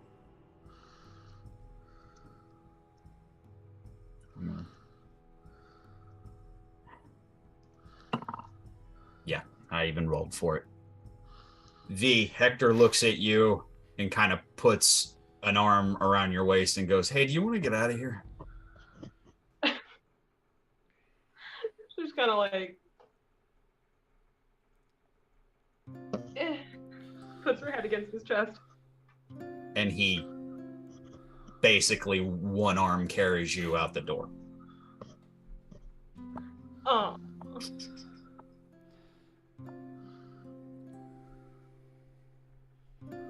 The sword dancer is growing very angry. Good. She's screaming at the knights, "Get them! Don't let them out!"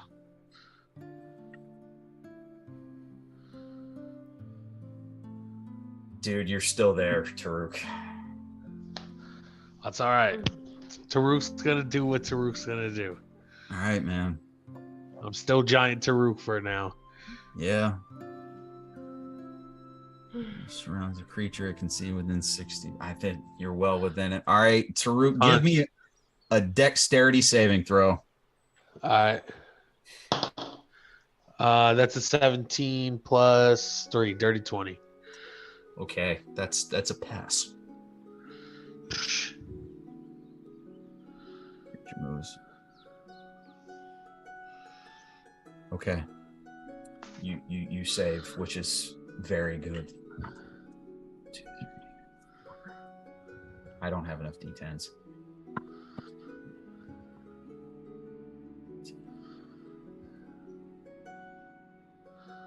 6, 30.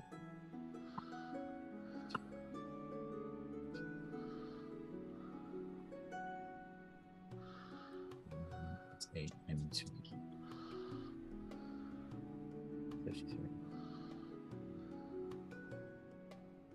Would have been 60 points of slashing damage. Halved because you saved to 30. As the dancing swords project away from her and surround you, and you start getting lit up by these telekinetic blades suspended in midair. You take 30 points of slashing damage. All right, I'm gonna use my Stone's Endurance, so I'm gonna roll a d12 Yeah, man.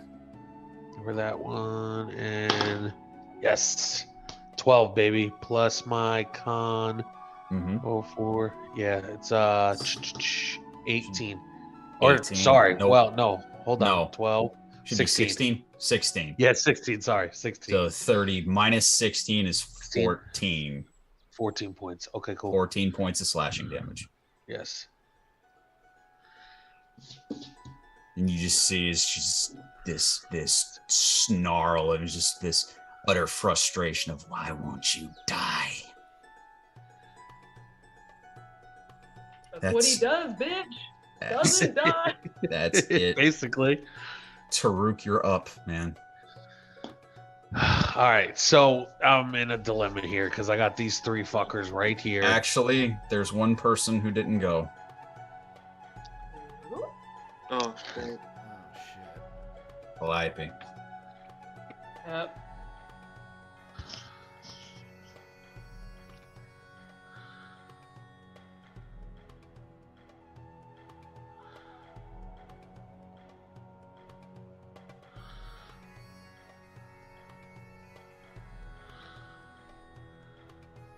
Deciding what I want to do.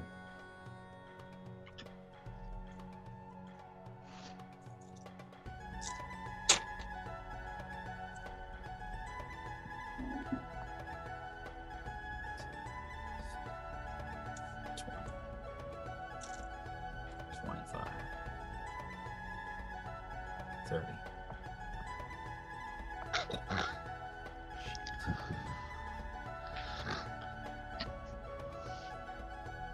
Corrales, you're odd. Torin, you're even.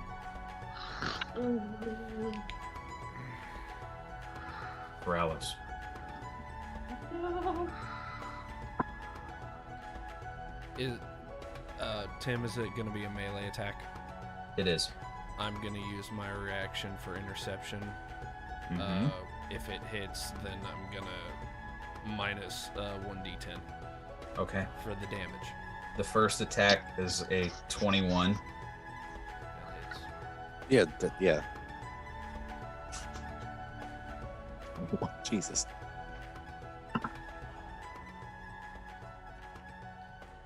Six points of slashing damage. 7. So you negate the slashing damage. Negate the slashing damage.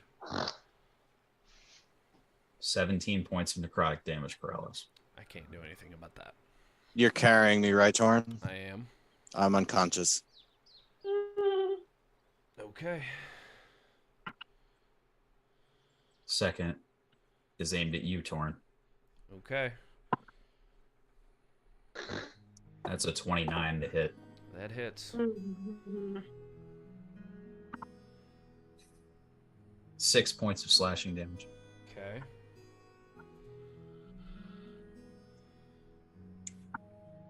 Oh, wait a second. I might not be. Wait a second. I have a thing. You think about that. 15 points of necrotic, Torn. Okay. I'm still in it. Not looking good, but I'm still in it. Corrales.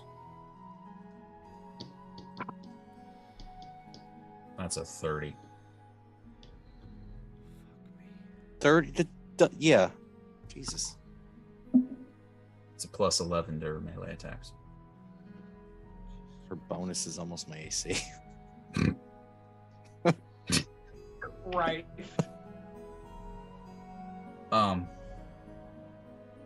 12 points of slashing, Corrales. Yeah. Basically, this damage what we're worried about is the total. Okay, then wait. So if I'm... 17. All right, I need to make a DC 5 plus the 17 charisma check to see if I go to 0 or 1. Okay, go ahead. Charisma. 15 and 9 is 24. Mm-hmm. So that makes it like goddamn 2. So I'm at 1 HP, and then I just get hit for how much And then more? you get hit for 17 points of necrotic. All right. And you're unconscious again. All right. And that's going to be her turn.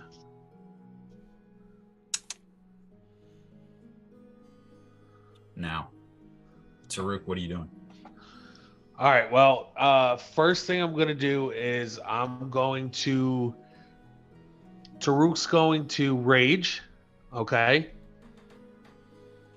I'm gonna rage. I'm going to spit in the Dancing Blade Master's face, right in her face, because I don't care about her. I'm gonna spit right in her face. It's a free action. Yeah. I'll give you that. Free action. I'm gonna just hock a loogie right in her face because I don't care about her and I'll disrespect her because she can't kill me. Yeah. And then I am going to charge directly at Calliope and I'm going to grab her, attempt to grapple her. You want to be right here? Yeah, right there. Okay. I'm not gonna leave. Taruk would not leave Torn and Corrales like that, so I'm trying to give a chance here. So I'm gonna attempt to grapple her. Mm-hmm. Okay. All right, and that is 15 plus 5. That's a dirty 20. Opposed strength check, right? Yeah. That's a 4 plus. That's a 9. She fails. Yes. She is grappled. I'll allow you to use your second action to try and restrain her. Yeah. Now, okay, Tim, me being a giant is one size more. Hold on, what was the thing? Oh no, because she's not a giant, so that's okay. All right. Yeah, all right. So I'm gonna use that and I'm gonna just try to pin her. Okay.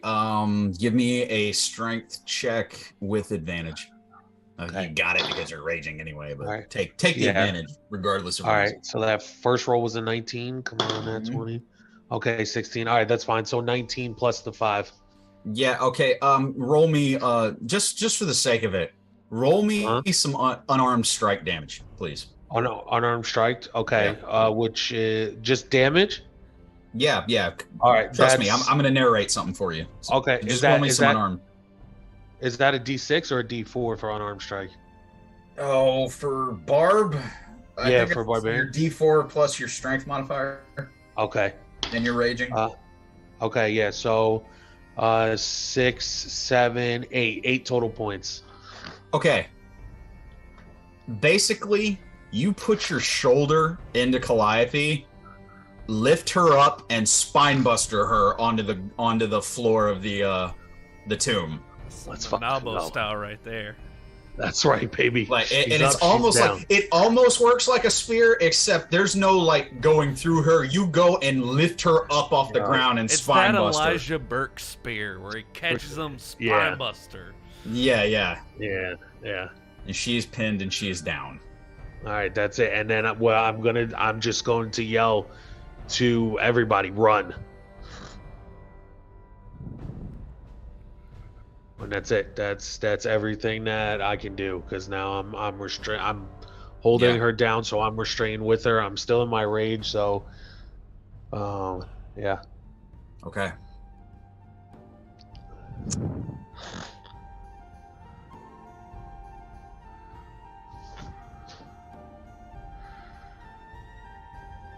The last demon is harrying the knight and the blade dancer.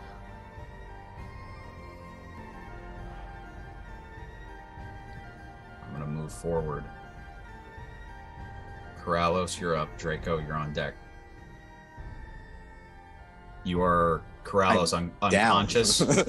Roll me a death save.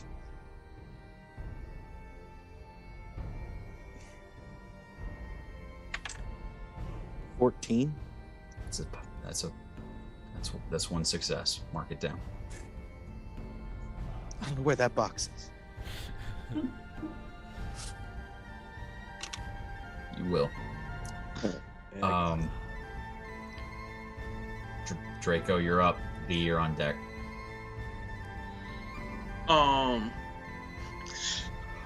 Okay. Torin has Corrales in his arms, unconscious. Taruk has literally just spinebustered a zombie queen, a death knight. Okay.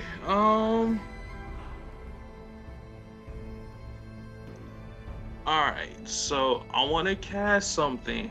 Mm-hmm. And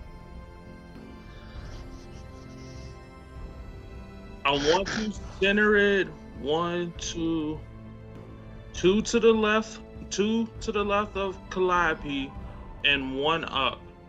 And that should give me a radius of 30 feet. Yeah. Mm-hmm. And at that point, I want to cast Maelstrom. Ooh. Oh yeah? So everybody within 30 feet have to make a strength saving throw or get pulled to the center of it and take 6d6. Okay. Goblin fail. Or goblin, I'm sorry. Demon fails. It's the start of their turn. Oh. Okay. Got it. So you just put a gravity well in the middle of the tomb. Okay. Yeah. And then I'm going to be right at the door, and I'm hold, because I want to keep my eye on Taruk, because I have some. I might have to use my reaction. Okay. And then You do hear Draco. You hear Hector yell back at you as he's got V in one arm. You got him? yeah. I got it. I got it under control. Okay. And I can use bonus action healing word, right? Yeah. And bonus action healing word at 2nd level on Corrales. He gets Healing word. You don't have to touch that. You don't have to touch them for that, do you? Nah, that's 60 feet. 60 feet. Yeah. Good. He gets 7 points back up. Corrales. You get breath. You're up with 7 hit points.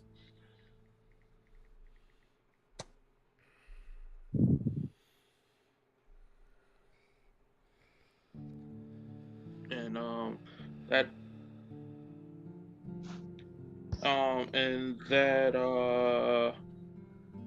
ends my turn. Okay. V, you're up. Okay, can I make it so at this point we're all the way back to my turn, so Hector's got me at the door and say we're at safety. How many feet away is Corrales and Torin? How far did you use your full movement last time? Because this is kind of the trick that you guys are now like in the area where we were just narrating from. So Oh, I see. I would say you're so we're like not. This isn't 15, an 20, actual. I'll give you 30 okay. feet away. I'll give you 30 feet away. Technically, you and Hector are off the map. That's why Hector yelled back. Got it. I thought. Yeah, I figured we were through the door, but I thought it was actually that distance. Well. No.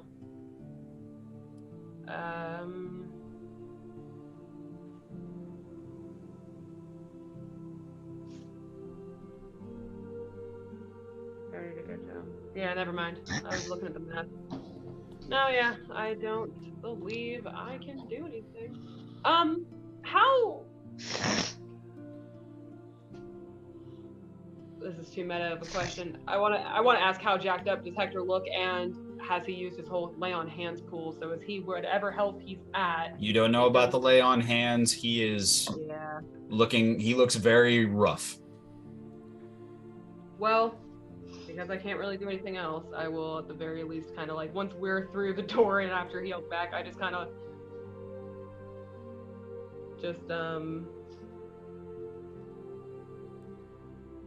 pull him down for a kiss, and I'm going to give him a cure wounds. That's going to be for 10 points. 10 points.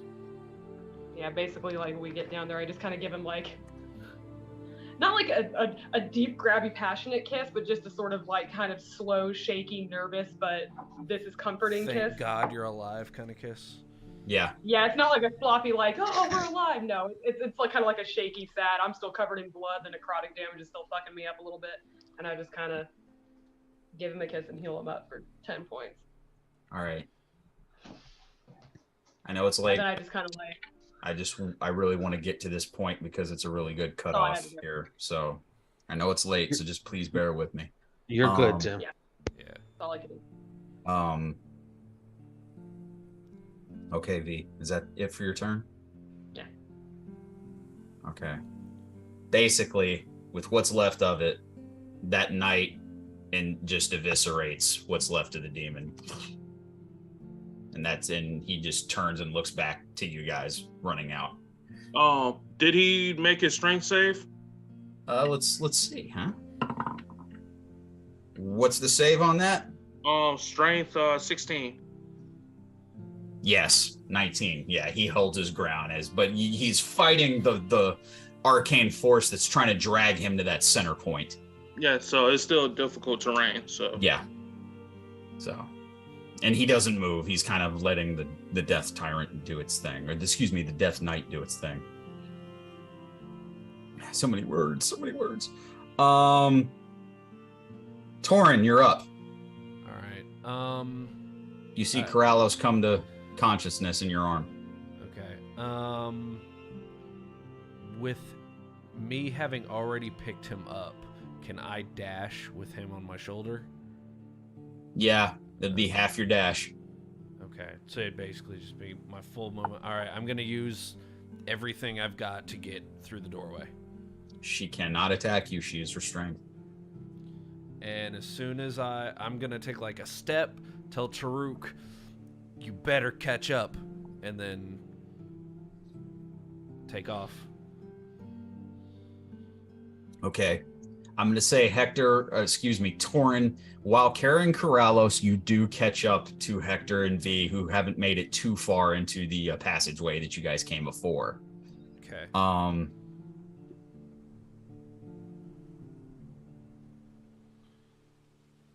It's night number 2's turn. Strength saving throw.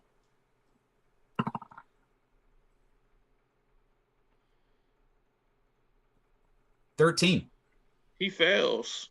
He gets pulled to the center and takes 6d6 bludgeoning damage. Go ahead and roll that. Good fucking shit. Hell Yeah. That's going to be 23 points of bludgeoning damage. Nice. All right.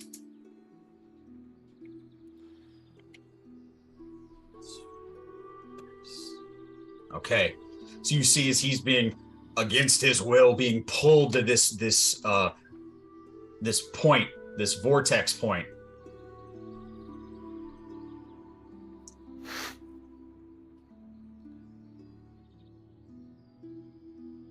Can you guys hear me?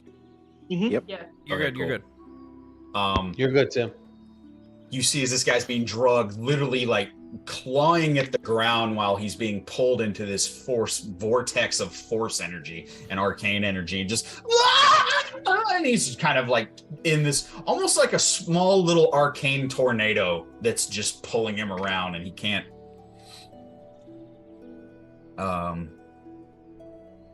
Okay. Next is Hector.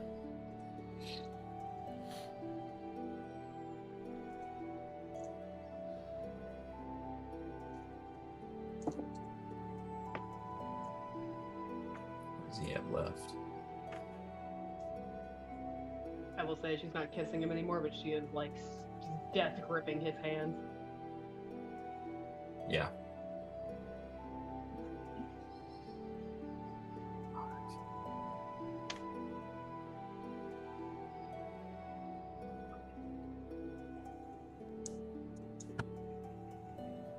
Okay.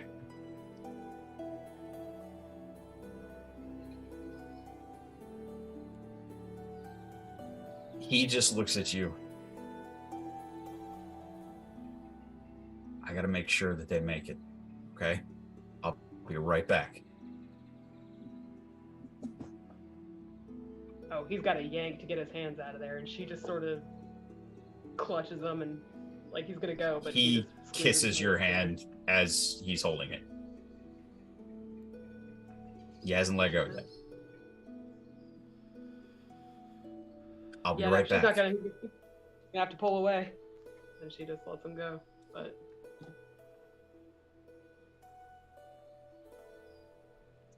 Because better. he can't do anything else, he uses 4 of his last lay on hand points to put into you. You feel slight healing as he grasps your hand and then lets go, and he runs back right to the entranceway here. Right. So basically, Draco, you see as Hector comes back. Draco looks. Can I give a hand? I see.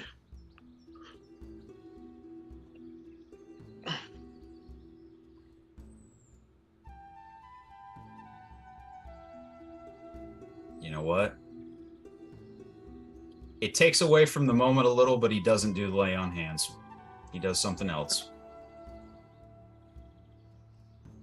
What's he gonna do? What's he gonna do?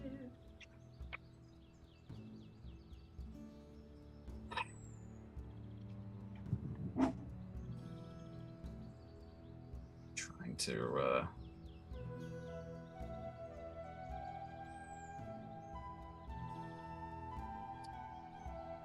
you gotta be kidding me.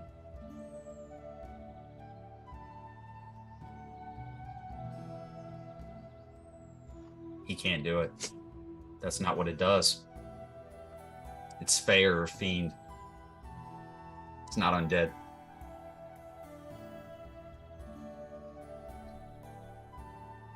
All right. He still goes back. V, you take 4 points of lay on hands.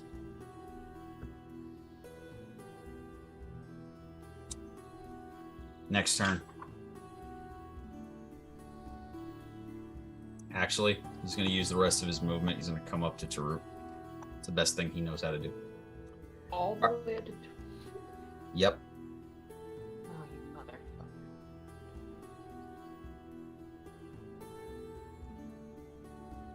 Do you have that much? Sword Dancer finishes off the last demon. Strength saving throw. And she takes... Well, let's see. Oh, I think she fails. Dang it, I need her stat real quick. 16. She fails. She fails. She feels that maelstrom. She fails. Ah. 16 points of bludgeoning damage. She's got plenty of HP, but that really messed her up. And there's Shit, Draco. Hell yeah. one last thing here. And Taruk, I'm going to allow you to do something here at the end. And Okay. okay.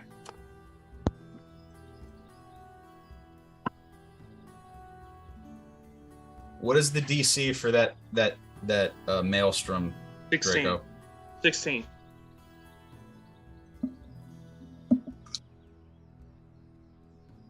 Calliope rolls a 15, but she is being held. Taruk, do you let go? Yeah, I was going to fucking throw her on my turn, so yeah, I let go. Do I feel her being with it. tugged? Yeah, you're starting to Okay, be drugged with it. Do you let go? Yeah, absolutely. And I give her like a little, that little extra nudge with it. She falls. She is pulled into the maelstrom. We are officially out of combat. We are in cinematic. Maelstrom is holding. Taruk, you feel a hand touch you on the shoulder as Hector looks at you and goes, "Let's get out of here." Say less, fam. As he casts Misty Step, and both of you disappear and reappear in the hallway that you guys came. Draco, you are the last person in the tomb as you head back out. What are you guys doing? Yeah, we're fucking running. Booking it. Yeah. Running back towards the portal. Just Okay. running back towards the fucking Everybody in the party, give me an athletics check real quick. Do I have to Corrallus, since you're I'm on being my carried? shoulders. I got you. Corrallus, you're being drugged or carried. Can I help Torin? He gets the 4. Don't worry, I got this. Let's go. That's Out of 15. I got a 25. I'm very good at athletics. Can I use my cosmic omen on myself? Yes. Sweet. Cause Or- I'm gonna need it. I got you, B. Oh, alright. And then that's a 12, 15. Okay. Torn, 15. you all run. And you run outside of the mausoleum, the necropolis. You make it to the gates. How long does the maelstrom last, Draco? 1 minute. Okay, it is well since given up now. You hear the sound of the footsteps behind you, and you hear the shrieking and screaming of Calliope. You guys make your way, and you see the portal which took you here. It's flickering. Very similar to the small window that you saw before. The blood on the runes is drying. The portal is starting to close. Taruk, you're the first one to the portal.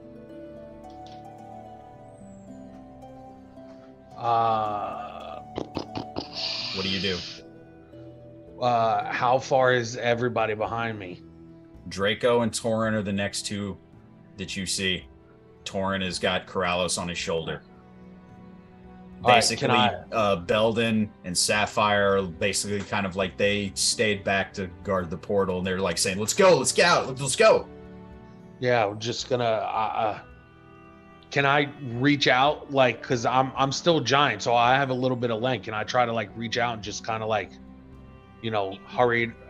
Yeah, like hurry them up. Like I kind of want to act like a spring or something to everybody. You can help Reach out, Torin. grab- You can help Torin and Draco. All right, yeah.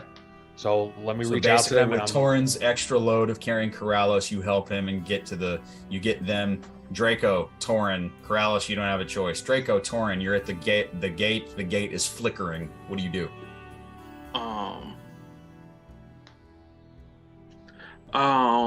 So Calliope and everybody are chasing us, right? Okay, I'm telling you that you guys are the quicker ones. V and Hector are in the back. They were the slowest two. So you guys. They can are get a in there. good almost 60 feet behind you guys running. They have Calliope Fuck and it. her minions behind it. Torn is gonna bite his hand and drop more blood on the ground. yes. Okay. And Draco is going to try to do one more spell to slow Calliope and them down and cast Ice Storm to make a difficult terrain. Difficult terrain. Okay. Easy enough to do. And basically, as you see this small ice shards and the temperature drops in that area right where the gates are. V, right behind you and Hector, you see as this small snowstorm coats the ground, and you see as the knights and the sword dancer have issues with footing, Calliope slowing down some. They are right on your heels. And you just hear Draco, come on, go, go, go, Yeah, go. as soon as Torn drops the blood onto the ground, he's diving through with Corrales. Torin and Corrales are through the gateway. I have Draco? one last key point. Oh, sorry, Draco. I thought it was me. I'm concentrating there. on this. I'm concentrating on this spell, so I'm waiting for Hector and Vita. Okay, Taruk. I'm waiting. All right. Sapphire's waiting. Belden is starting. He's like, come on, guys, let's go, let's go. We can't all wait for him. Come on, come on. And Belden goes through. V, give me an athletics check.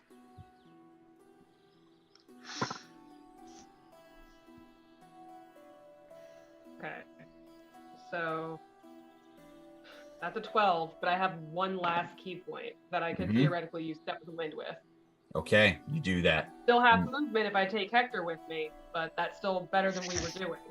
Okay, so you, with his hand in yours, you start running. V and Hector are very close to you guys. They're at the gateway. They're running full tilt. Taruk, Draco, they're at the gateway. He's just gonna scream, "Go through!" What do you do? All right, I go through. Draco goes through. Taruk is just being stubborn and waiting for V and Hector to get there so we can all go We're in together. arms, you can try to grab us, but Yeah, like I want to. that's the best you can do, man. Yeah, It's like if we're within reach, you can grab us, but let me reach out, Tim. Like that's what I want to do is reach out for them. Okay, Hector does take your hand and gets you and kind of has you by the wrist. And V got his, and I fucking book it through. Okay. All three of you go. Sapphire goes. All of you, at different times, come out of the gateway back on the island. Are we in the exact spot that we came through? Right? Can we still see You the were back portal on, open? you were back on top of the stone dais at the top of that shrine. However, the blood dropped by Torin keeps the gate open. Okay. Shit. Speaking of water, can I wash it off with water? If I have a we have canteens. Can I scrub it off with water? No, Or not smudge on it. the runes where you guys are at. Torin dropped blood to keep the gateway open. Oh. Sure. The gateway. Oh fuck! Oh, I'm on trying the to other collapse. side. Hector kind of looks at everybody and goes, we keep running. Oh yeah. Yeah, Torn's I mean, still yeah, with we- Corrales on his shoulders, still booking it back Yeah. towards the ship. Yeah. Can I target the portal with a spell? What do you got? A list of spells. Very clueless of you. What do you have prepared, Corellos? Oh, Everything, man. Got some Everything. We're getting there. We're getting there. I know we're not in combat, but can I use sorcery points to cast a spell as a bonus? I'll let you do it. What do you got? Scorching Ray. Oh, just destroy the Through the room? gateway? No, I want to hit the gateway. Like I'm trying to destroy that portal. Roll me an Arcana check. Absolutely. Wait, I put my dice away. I know. I'm sorry. I know we're late, guys, but Oh, you're good. No, this has been. You're good. It's worth it. I'll take a nap at work. I've only got to 24. be up to 2 in 2 hours. 24. It's fine. in the Let's go. split-second decision that you have to make this call, at first you raise your hand, you're like, I got to close the gateway. And then you're like, no, the runes.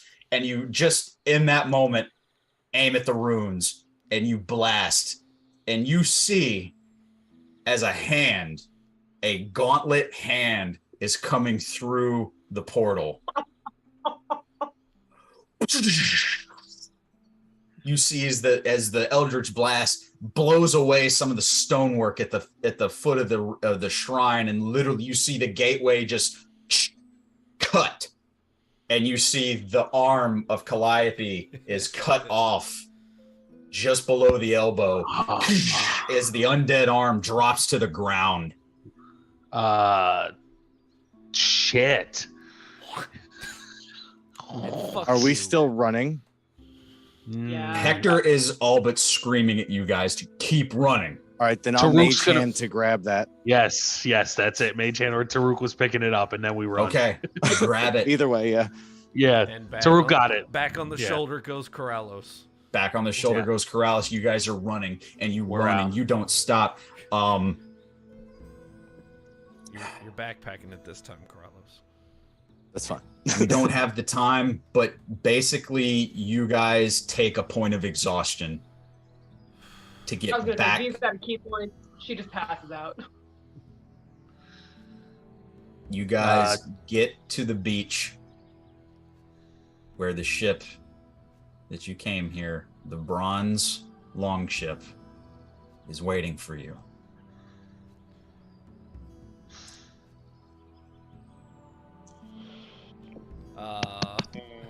That's where his mic goes out. Right there. No, but that's fine. No, like right there as he Bro. stopped. It's perfect. So nothing else can be said to ruin this moment.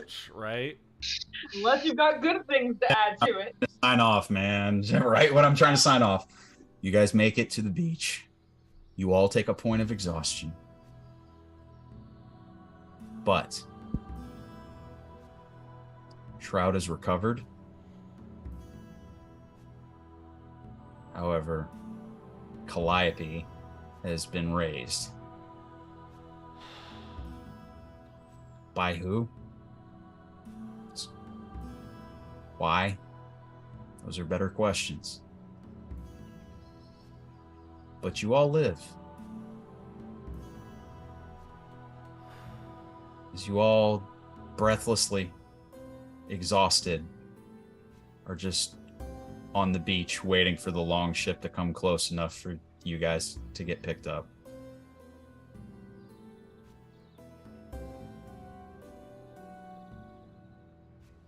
You got away.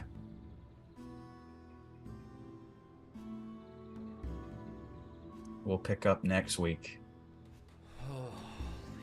Right here. Oh my god. Okay. Alright, let me try to reel this all in. right. Never been more sure we were gonna TPK. Oh, you have. We'll talk in the chat. Ladies and gentlemen, thank you. Thank you so much for being with us, for watching. I've been watching the view counts over here. Those of you who stayed here the whole stream, thank you. We appreciate you. We love you. We're sorry that this one went long, but good Lord, it was worth it. As always, like us on Facebook, follow us on Twitter, tap a little bell on your YouTube app so you never miss the uploads. Buy the shirts at ProWrestlingTees.com. Unfortunately, I was not able to get the new episodes up on Spotify, but they will hopefully be up by next week, including this episode. Just got a bit of a schedule mix-up from last week, so they should be up and ready by the end of this week, and you guys can listen to us on Spotify. But thank you for joining us. Thank you for watching, and we'll see you guys next time.